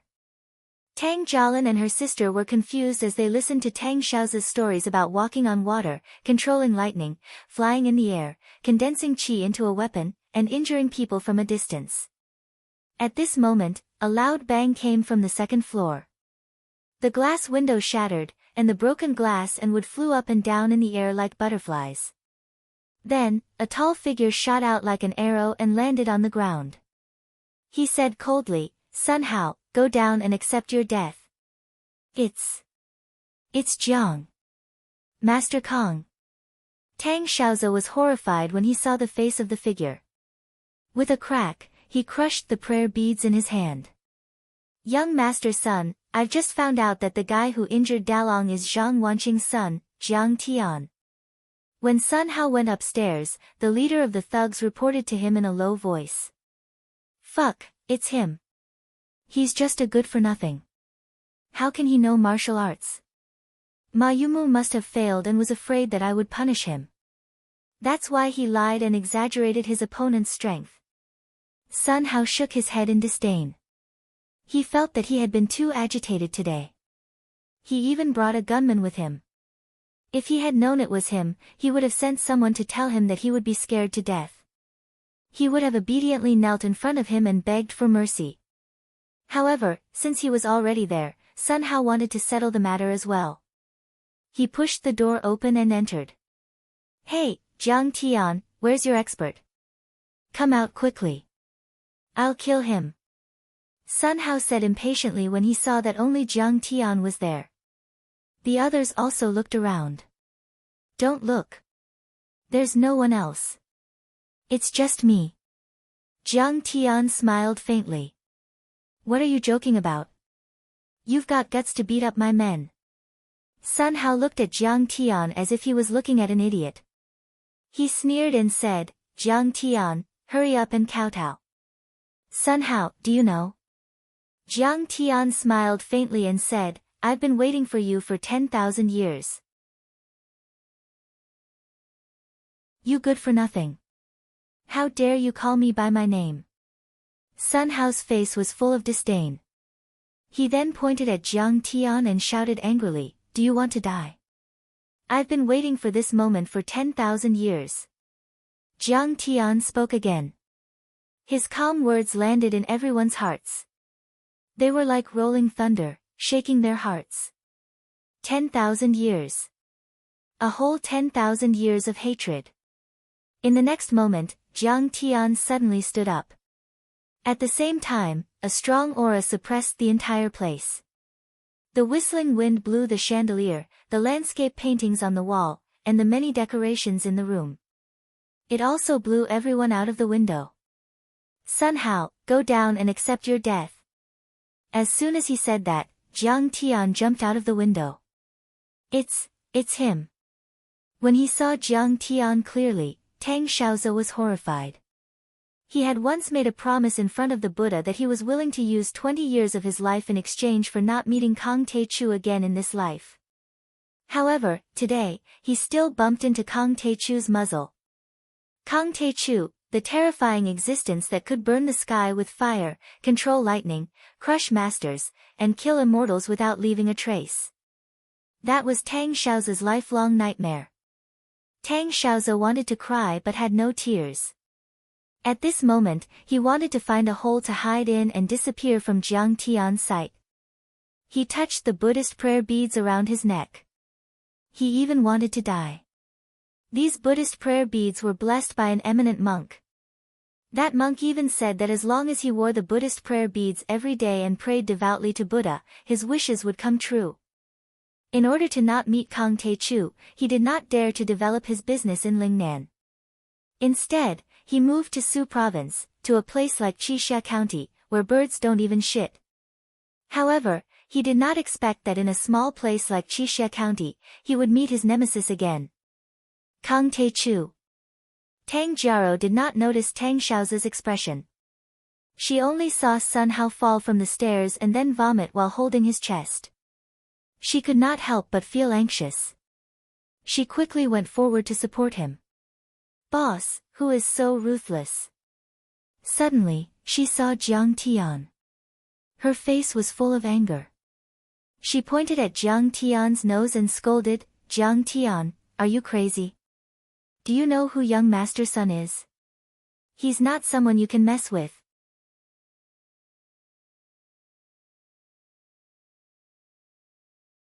Chapter 156. In response, Jiang Tian struck out with his palm without hesitation. Bang! Tang Jiaro was sent flying. Her soft chest caved in, her brain was splattered, and her face was covered in blood. She died on the spot. He wanted revenge. He wanted Sun Hao dead. Anyone who tried to stop him would have to die. This was the true nature of the Taichu Celestial Venerable. This was the ruthless and cruel means of the Taichu Celestial Venerable. Back then, when the Taichu Celestial Venerable was enraged, blood would flow for thousands of miles, and blood would flow for billions of light years. The number of people who died unjustly was like the sand in the Ganges River. So what if he killed 1 or 2 flies? It's the Jiang family's honor that young Master Sun wants your family's land. If you know what's good for you, you should obediently give it up.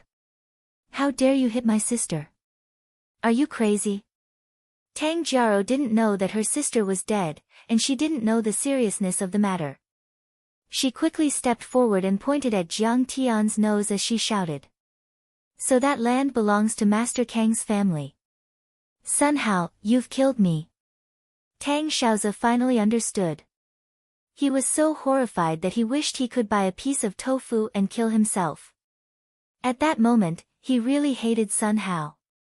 He wished he could grind Sun Hao's bones and scatter his ashes to vent his hatred. I'm willing to use 20 years of my life in exchange for not meeting Kang Tae-chu in this life. But you, of all people, chose to provoke Jiang Tai-chu. Damn it, you even dragged me down with you.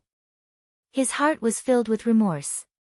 He was even willing to use 20 years of his life in exchange for 10 days, no, 1 hour would be enough. Seeing Tang Jialin repeatedly being disrespectful to Jiang Tian, he immediately became anxious. Just now, she was standing together with him and laughing. If Grandmaster Jiang mistakenly thought that he was the instigator, then he would really be dead. Slap! He leaped out like a ferocious tiger and slapped Tang Jialin in the face. Tang Jialin was sent flying, and a clear handprint appeared on her face. Tang Jialin fell to the ground and covered her face. She was dumbfounded as she looked at Tang Xiaoza and asked in a trembling voice, Young Master Tang, why did you hit me? At this moment, Tang Xiaoza was too lazy to pay attention to him. He threw himself in front of Jiang Tian and knelt on the ground with a plop. Master Kang, this is all a misunderstanding. I will sever all ties with Sun Hao and kill him for you. Dong Su instantly turned from an iron fist into a soft-bodied worm. He knelt on the ground and cried, Master Kang, please understand. We're just here to be bystanders. We have no intention of becoming enemies with Master Kang. Do you need me to help you kill someone? I'm very good at this. Back then, when Jiang Tian was fighting Wei Shuofeng, he had also witnessed Jiang Tian's divine might at the Tidehark Villa. This was an expert who could kill Mo Haoxiong and Wei Shuofeng with a flick of his finger. Even he himself wasn't enough to fill the gaps between Jiang Tian's teeth. What? He's that Master Kong. Tang Jialin looked at Jiang Tian in disbelief. She couldn't connect this trashy Jiang Tian with the Master Kong that Tang Xiaozi had just mentioned. No need. I'll kill my own enemies myself. Jiang Tian sneered and stood with his hands behind his back. Sun Hao, on the other hand, still hadn't figured out the situation.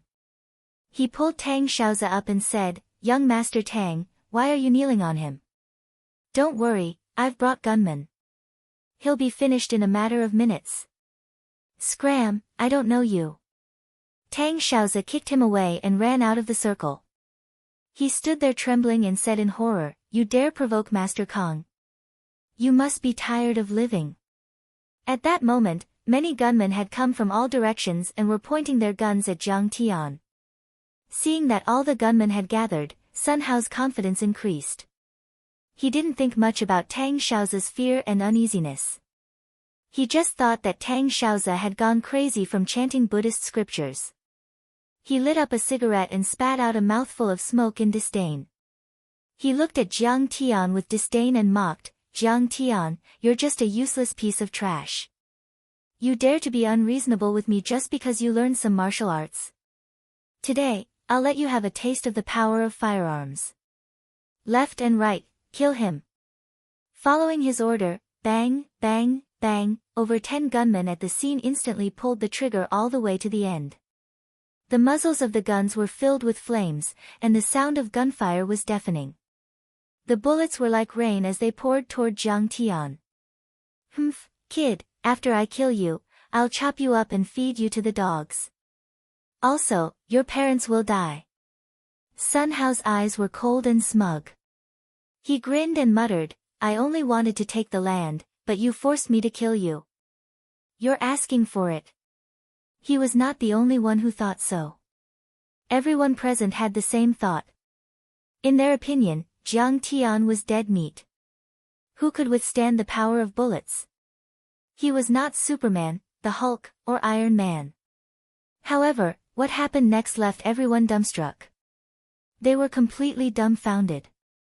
When those lightning-fast bullets were still 1 meter away from Jiang Tian, it was as if they were immobilized by an immortal. Suddenly, they were blocked by a faint golden light shield. All of them were stunned and suspended in the air, unable to move forward even an inch. At this moment, Jiang Tian was enveloped by the bullets that were like stars. He was like a god of creation that controlled the myriad of worlds. How is this possible? Sun Hao's eyes were wide open. He felt a chill in his heart and screamed like a tomcat whose tail had been stepped on.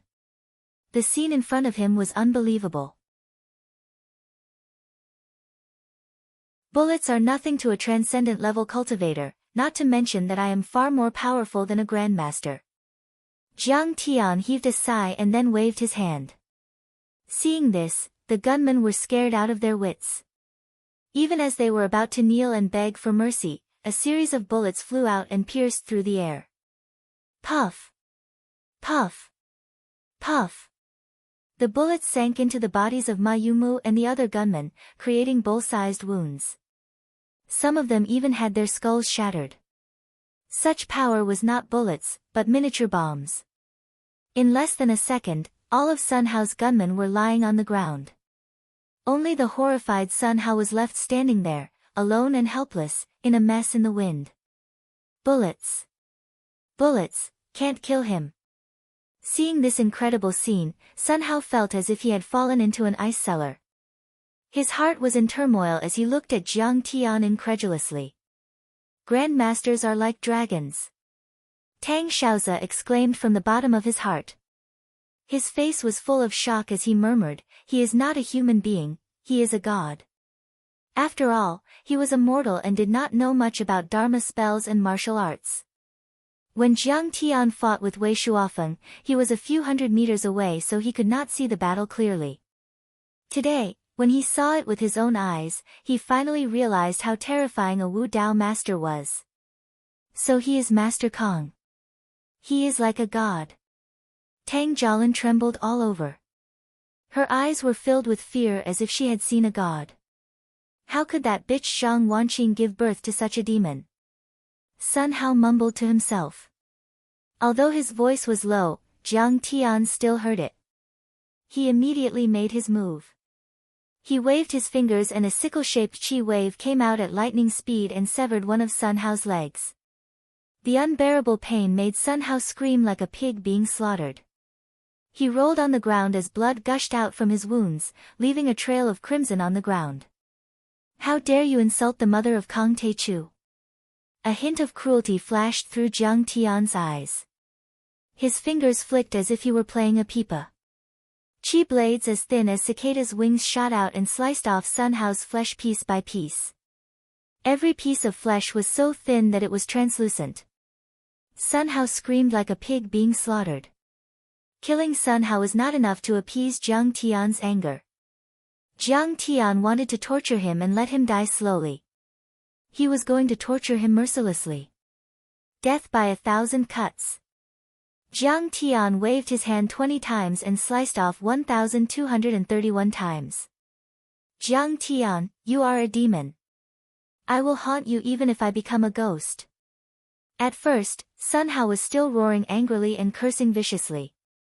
He knew that he was not going to live. Half an hour later, Sun Hao's flesh had been completely sliced off.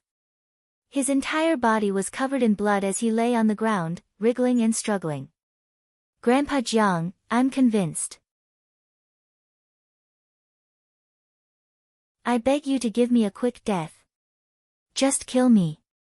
Gradually, he began to beg desperately for a quick death so that he could be spared from torture. Kill me. But in the end, he was in so much pain that he was in a daze. He could not even make a sound. At this time, Sun Hao's skin and flesh had been completely sliced off. Under the cold moonlight, his white bones were exposed. It was a ghastly sight. Sun Hao finally could not bear the burden and breathed his last. His eyes were still wide open. They were filled with pain, shock, and fear. It was as if he could not believe that he would die in such a miserable way. After doing all this, Jiang Tian threw out a fireball talisman and burned Sun Hao's body into ashes. Then, Jiang Tian burned all the corpses with fireball talismans. A gust of wind blew, sweeping up all the dead leaves and ashes of the corpses into the air. Everything disappeared as if nothing had happened. After doing all this, Jiang Tian turned to look at Tang Xiaozi. Tang Xiaozi watched as Jiang Tian executed Sun Hao by 1,000 cuts, then raised his hand to drive out the fire and burn the corpses. He felt a chill in his heart. But suddenly, he smelled a strong stench. He saw Tang Jialin and Tang Xiaozi trembling in fear, even peeing and shitting. Tang Xiaozi could not be bothered with them. He hurriedly knelt on the ground again and said in a trembling voice. Master Kang, I didn't know that the person he wanted to deal with was you. None of this has anything to do with me. Enough nonsense. Jiang Tian said indifferently. He scanned Tang Xiaozi's mind with his divine sense and knew that he had not participated in the operation against Xixia Pharmaceutical Company. He also did not know that all this had to do with him. Otherwise, with Jiang Tian's decisive personality, he would have died a graveless death long ago. Yes, Master Kang, I won't say any more. Tang Xiaozi curled up like a quail and hurriedly covered his mouth, not even daring to breathe. Jiang Tian put his hands behind his back and asked leisurely, Sun Hao wants to control the Medicine King Group's pharmaceutical company in Xixia district. Can you help me settle this matter? No problem, leave everything to me. Including Sun Hao's death today, I can also give the Sun family a reasonable explanation. Tang Xiaozi hurriedly promised. Sun Hao had many enemies, including a few overseas. He could say that overseas killers had kidnapped them and had nothing to do with Master Kang. Kneel. Jiang Tian casually erased Tang Jialin's memory. Without even looking at Tang Xiaozi, he slowly walked out of the door with his hands behind his back.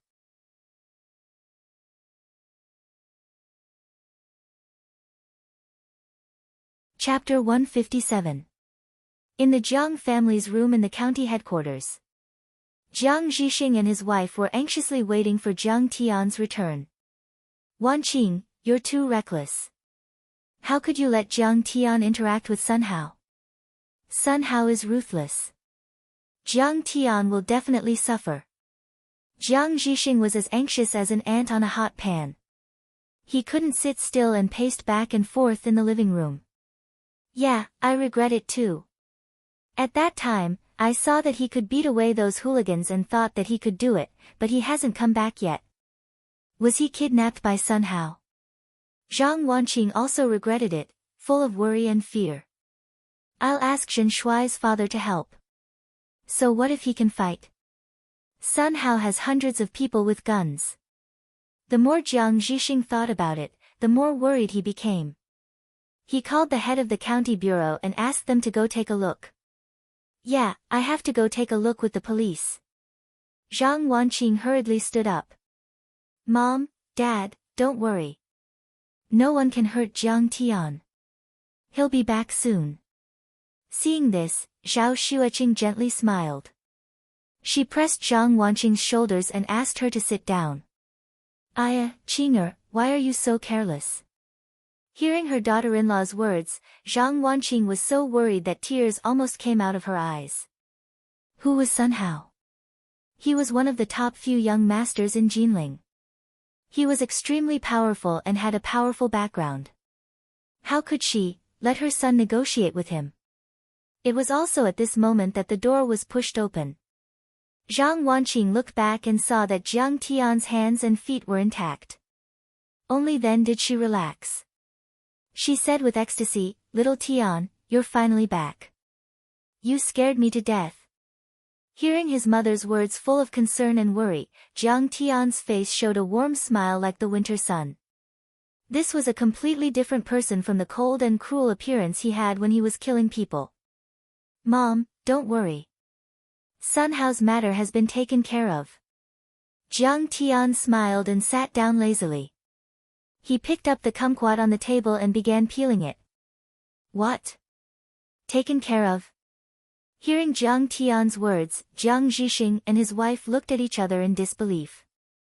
Sun Hao had put in a lot of effort to get the land of the pharmaceutical factory. He was determined to get it. He had used all kinds of tricks and schemes. How could he give it up so easily? At this time, Zhang Wanqing's phone rang. It was a call from the Sun family's lawyer.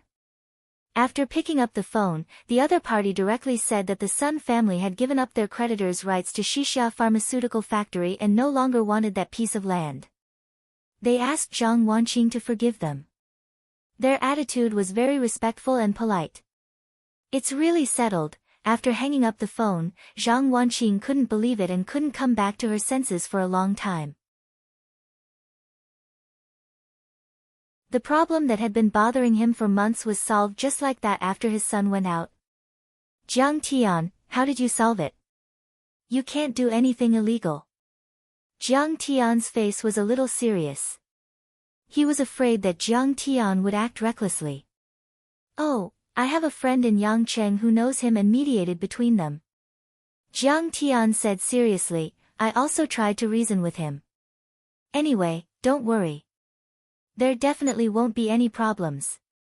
This bastard will reason with you. Zhang Wanqing couldn't believe it. Her face was full of suspicion. Zhao Xueqing's clear and beautiful eyes blinked a few times. Jiang Tian disappeared for a few hours. After returning, he said that the problem had been solved. Sun Hao's group was probably either dead or injured. However, Zhao Xueqing also slowly understood Jiang Tian's style of doing things these days. She didn't think that Jiang Tian had done anything wrong. In this world, there were many people who spoke of benevolence and morality, but behind their backs, they were despicable and shameless. For example, Li Pengtao, Lu Wangfeng. For example, Sun Hao now. You talk to him about the law, he plays hooligan with you, you play hooligan with him, he talks to you about morality, you talk to him about morality, he talks to you about national conditions. Sun Hao relied on his power to bribe the authorities and seize Xixia Pharmaceutical Factory. If Jiang Tian didn't make a move, Jiang Zhixing and his wife's lifetime of hard work would have been taken away by them. Against evil people like Sun Hao, using conventional methods was useless. The best way was to use violence and death to let them know that they were wrong. Little Tian, tell mom, how did you do it? Zhang Wanqing still wanted to ask Jiang Tian. Jiang Zhixing, who was beside her, smiled and said, all right, our son has already grown up. He naturally knows what he's doing. If he says it's solved, then it's solved. You don't have to care about these details. He knew that although Jiang Tian was ignorant and incompetent, he was very good at eating, drinking, and having fun. As the saying goes, birds of a feather flock together. It was possible that Jiang Tian had made a few strong friends through these. Didn't Zhao Wuji and Jiang Tian get along well recently? Of course, in Jiang Zhixing's opinion, Jiang Tian wasn't doing anything good. If he wanted to succeed, he still had to rely on his own ability. However, everything had to be done step by step. Jiang Tian was rebellious. If he tried to persuade him now, it would have the opposite effect. After all, Jiang Tian being willing to care about family matters was already a huge improvement. All right, I'll listen to you too. Zhang Wanqing didn't pursue the matter any further. The stone in her heart was finally put down. Her heart was filled with joy and relief. Recently, there had been one joyous event after another.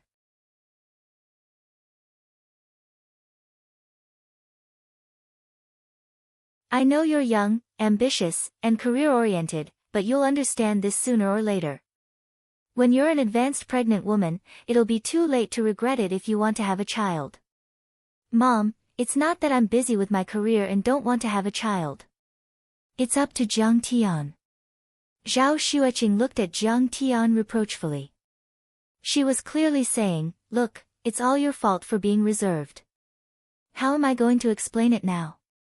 Quietly watching the two of them chat, Jiang Tian's heart was filled with satisfaction and joy. Even when he dominated Lingnan and was admired by tens of thousands of people, Jiang Tian's heart had never wavered. However, at this moment, looking at this heartwarming scene, Jiang Tian felt unprecedentedly satisfied, grounded, and gratified. Hearing this, Jiang Tian interrupted, Mom, don't worry. We'll work hard as soon as possible and strive to. Afraid that her mother-in-law would bring up the matter of having a baby again, Zhao Xueqing hurriedly changed the topic. She said softly, Mom, Jiang Tian said that this year on Grandpa's birthday, he'll return to the Jiang family and help you regain control of the Medicine King group. Jiang Tian had mentioned this to Qing'er more than once. His mother's power was seized by some people in the family because he had provoked the family in Yanjing. However, the Medicine King group was founded by his mother. It was her life's work. One could imagine the unwillingness and suffering in his mother's heart. Regain control of the Medicine King group. Hearing this, Zhang Wanqing's body trembled. Her face was full of shock. Then, a layer of mist rose from her beautiful eyes. Jiang Tian, don't worry about this matter. I'm old and I've already seen through these things. After a full 3 seconds, Zhang Wanqing finally reacted. She pulled Jiang Tian's hand and comforted him gently. Mom, I've said that I'll help you regain control of the Medicine King group. Jiang Tian's tone was light but firm. Seeing that Jiang Tian was so confident, Zhang Wanqing was also moved for a moment. But soon, Zhang Wanqing calmed down. A bitter and self-deprecating smile appeared on her face. She said softly, Sigh, Mom, why should we regain control of the Jiang family? Your uncle's family has power and influence, and they have powerful backers behind them. They have already changed the management, and no one will support us. Mom, don't worry. When the time comes, I'll make those stinky women worship you and beg you to be the helmsman of the Medicine King group. Once I show my trump card, they'll be scared to death. Jiang Tian smiled faintly and comforted her. In terms of background, he was already in charge of Lingnan and had cooperated with the military. This kind of powerful background was not something that his uncle and aunt could compare to. It was something that they couldn't even imagine. In terms of wealth, he could take the money of the big families in Lingnan at will. Moreover, the Guo family owed him 10 billion. The amount of money he could mobilize was in the tens of billions. It was enough to buy 10 Medicine King Group. Jiang Tian didn't say one more thing. If they didn't submit, he would beat them until they did.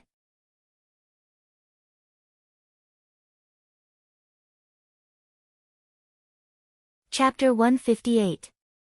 In the Jiang family, other than his parents and grandfather, no one else truly loved Jiang Tian. When Jiang Tian's family was in trouble, they instead wantonly bullied and suppressed them. It could be said that they were cold and heartless. Therefore, Jiang Tian did not have much affection for these so-called relatives. However, there was no need to tell his parents about these things. They might not believe him even if he told them. He might as well give them a surprise when the time came. Okay, then I'll wait for you to help me regain my power. Seeing Jiang Tian so confident, although Zhang Wanqing did not know what her son's trump card was and felt that it was impossible, she was very gratified, satisfied, and happy. At least her son was sensible. This was his filial piety. For the next few days, Jiang Tian brought Qing'er to accompany his parents. They played in Qixia County for a few days and enjoyed the joy of a family reunion. Yi Ziwei also rushed over from Jinling and met Jiang Tian once. The two of them had a small gathering at a coffee shop. The 2 billion was borrowed from Jiang Tian. Although it was inconvenient for Yi Ziwei to explain, everyone should at least understand that she was the one who borrowed it. However, many people in the Jiang family strongly advocated that the funds be used to upgrade the headquarters. As for Qixia Pharmaceutical Company, they did not get a single cent. Even when Qixia Pharmaceutical Company was in danger of being seized by Sun Hao, they watched from the sidelines and did not care about the overall interests. Yi Ziwei also had some complaints about this. Sigh, now they are afraid that Mom will regain her power in Qixia County and take back the power of the chairman of the group. Jiang Tian did not take this to heart. Let them do whatever they want. In the end, the Medicine King Group would definitely belong to his mother. After playing for a few days, Jiang Tian also planned to say goodbye to his parents. However, an uninvited guest came on this day. Junior Tang Xiaozi greets Master Kong. Tang Xiaozi knelt on the ground and kowtowed to Jiang Tian. Fortunately, his parents had gone to work. Otherwise, they would have been shocked to see this. You've handled the Sun family's matters well. Have a seat. Jiang Tian ate the kumquat and smacked his lips in satisfaction. Who? Master Kong doesn't want me to kneel anymore. He actually wants me to sit down. Isn't this an improvement? Tang Xiaozi was overjoyed. It seemed like he had to pray more in the future. Praying to Buddha was useful. In the future, I'll just be a Buddhist pretty boy. Thank you, Master Kong, for granting me a seat. Tang Xiaozi's legs were closed and his hands were pressed on his knees. Half of his butt was hanging in the air. His eyes were timid and he didn't dare to sit still. He was so reserved that he was like a little white rabbit that had encountered a Tyrannosaurus Rex. Why are you here? Jiang Tian didn't beat around the bush and went straight to the point. Master Kong, I'm here to show my loyalty. I want to be your lackey. Tang Xiaozi abruptly stood up and said with a face full of excitement. After he finished speaking, he looked at Jiang Tian with a pitiful expression, wishing he could kneel down and beg. Oh. You're just an ordinary person. What can you do for me? Jiang Tian yawned dispiritedly. In Lingnan, he mainly controlled Taoist Master Hong Yi and the other spell masters. He could command them as if they were his own limbs. However, he couldn't be bothered to pay attention to a rich young master like Tang Xiaozi. These people were different from Yi Gufeng, Dragon Fifth, and Zhou Zhenghao. Jiang Tian had helped the Jiangbei people resolve a crisis. They were loyal and devoted. However, these people were only afraid of Jiang Tian. They were not loyal enough. Tang Xiaozu's face was filled with disappointment when he heard this. He had guessed the beginning, but not the ending. He didn't expect that he wasn't even qualified to be Master Kang's lackey. In a moment of desperation, he suddenly had an idea and said, "Master Kang, the Tang family has successfully entered the Jin City market. I heard that the Jiang family's roots are also in Jin City. I can help you gather intelligence here. I can even be a spy or do some murderous things." "Ha, you want to play the role of a spy? Fine, fine, fine. Thank you for your hard work. By the way, you can help me investigate the Medicine King group. Go." Jiang Tian was amused. He laughed and waved his hand to ask him to leave. "Master Kang, I've become your lackey." "That's great. This is the blessing of 8 lifetimes." Tang Xiaozu was thrilled. He didn't expect his status to rise so quickly. He had become Master Kang's lackey. He had reached the top in a single bound. This was really reaching the top in a single bound. He immediately reported to his father and moved all his businesses from Lingnan to Jin City. He wanted to be Master Kang's vanguard. What an honor! Besides, he had to continue praying to Buddha. The next day, Jiang Tian said goodbye to his parents and left them 2 8 blessings bracelets. Then, he returned to Linzhou with Qing'er and Shinmange. When the car passed by Jinling on the highway, Jiang Tian glanced at the city that stretched into the distance. Jin City. In my previous life, this was the place that left me with countless heartbreak and regret. A cold light flashed in Jiang Tian's eyes. In 3 months, I'll return with a strong momentum. When that time comes, I'll sweep through the entire Jin City, wash away the humiliation of my previous life, and become a hero. However, now that I've killed Chen Bo from the Chen family and Sun Hao from the Sun family, the 3 major families will have to recuperate for a while. They won't dare to act rashly. Thinking of this, Jiang Tian's lips curled into a faint smile. He slowly closed his eyes.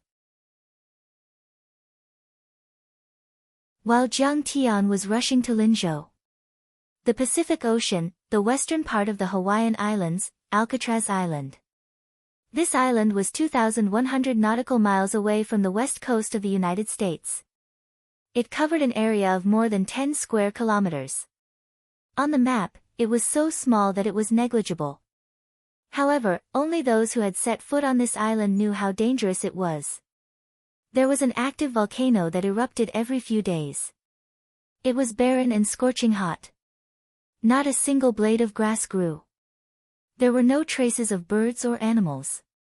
Those who knew about the underground world would be shocked when they heard this name. Demon Island was the private property of the famous Big Circle Gang, the #1 gang in the Chinese world. At this moment, in the depths of the volcano, the boiling lava made the air crackle like firecrackers. Here, the temperature was 1,000 degrees Celsius. Even refined iron could melt. However, there was an old man sitting cross-legged on top of the boiling lava. He was floating in the air. He had white hair and a ruddy complexion. His eyes were drooping, like an old monk in meditation. His face was very calm. He exhaled and spat out a white light that was 10 feet long. He inhaled and inhaled the boiling hot air directly into his abdomen. As he inhaled and exhaled, it was as if he was swallowing the sun and the moon, melting all things. That scorching hot air could not even leave a mark on his clothes, let alone burn him. This person was here. Like a demon god, he used the volcano as a furnace and the lava as a furnace to refine his body and cultivate. He wanted to pursue the supreme realm of martial arts. Whoosh whoosh whoosh. A helicopter flew over from afar, stirring up volcanic ash as it slowly landed. When it was more than 10 meters above the ground, a towering figure leaped into the air. When he was in midair, his arms suddenly shook. True chi surged behind his back, and 2 black wings about 10 meters long burst out. With a flap of the wings, sand and soil were swept up. He landed steadily, safe and sound. That figure walked toward the volcano. One could already see that he had blonde hair and blue eyes. His long hair was emitting a golden luster. His nose was high and his eyes were deep. He was actually a mixed-blood handsome guy. If there were experts from the west coast of the United States here, they would definitely be shocked and retreat. This person was a well-known figure in the Chinese circle in the United States. He was also a state senator and a great philanthropist. However, he secretly controlled the drug smuggling and arms trade in California and Oregon. Every year, he had more than $1 billion in his hands. Some people even heard that he was a superhuman. Like Spider-Man and Superman, he could take things from a distance and injure people in the air. The Vietnamese gang and the Italian mafia, the Gambino family, which ran rampant in the West Coast for a while, had all been defeated by him. Master. The handsome mixed-blood man came to the crater of the volcano and looked at the old man above the magma with reverence. However, according to the rules of the Chinese martial arts world, he cupped his fists and said respectfully. His Mandarin was also spoken with perfect articulation. The old man opened his eyes and flicked his finger. Zap! With a bang, a stream of true qi wrapped around the lava, forming a 10-meter-long fire phoenix that soared unpredictably under his feet. Using true qi to control magma at a temperature of 10,000 degrees was unimaginable for others, but for this old man, it was like a game that he could do with ease. Master's cultivation has reached another level. He is getting closer to the immortal state. Seeing this, the mixed-blood man's face became more respectful. He bowed so low that he almost touched the ground. I am still far from the immortal state. The old man finally spoke. His voice was hoarse and dry as if he hadn't spoken for many years. The iron body refines the body, the internal force refines the internal force, the transcendent state cultivates the qi, and the immortal state cultivates the soul energy. The immortal state is an illusory existence. It only appears once every 100 years.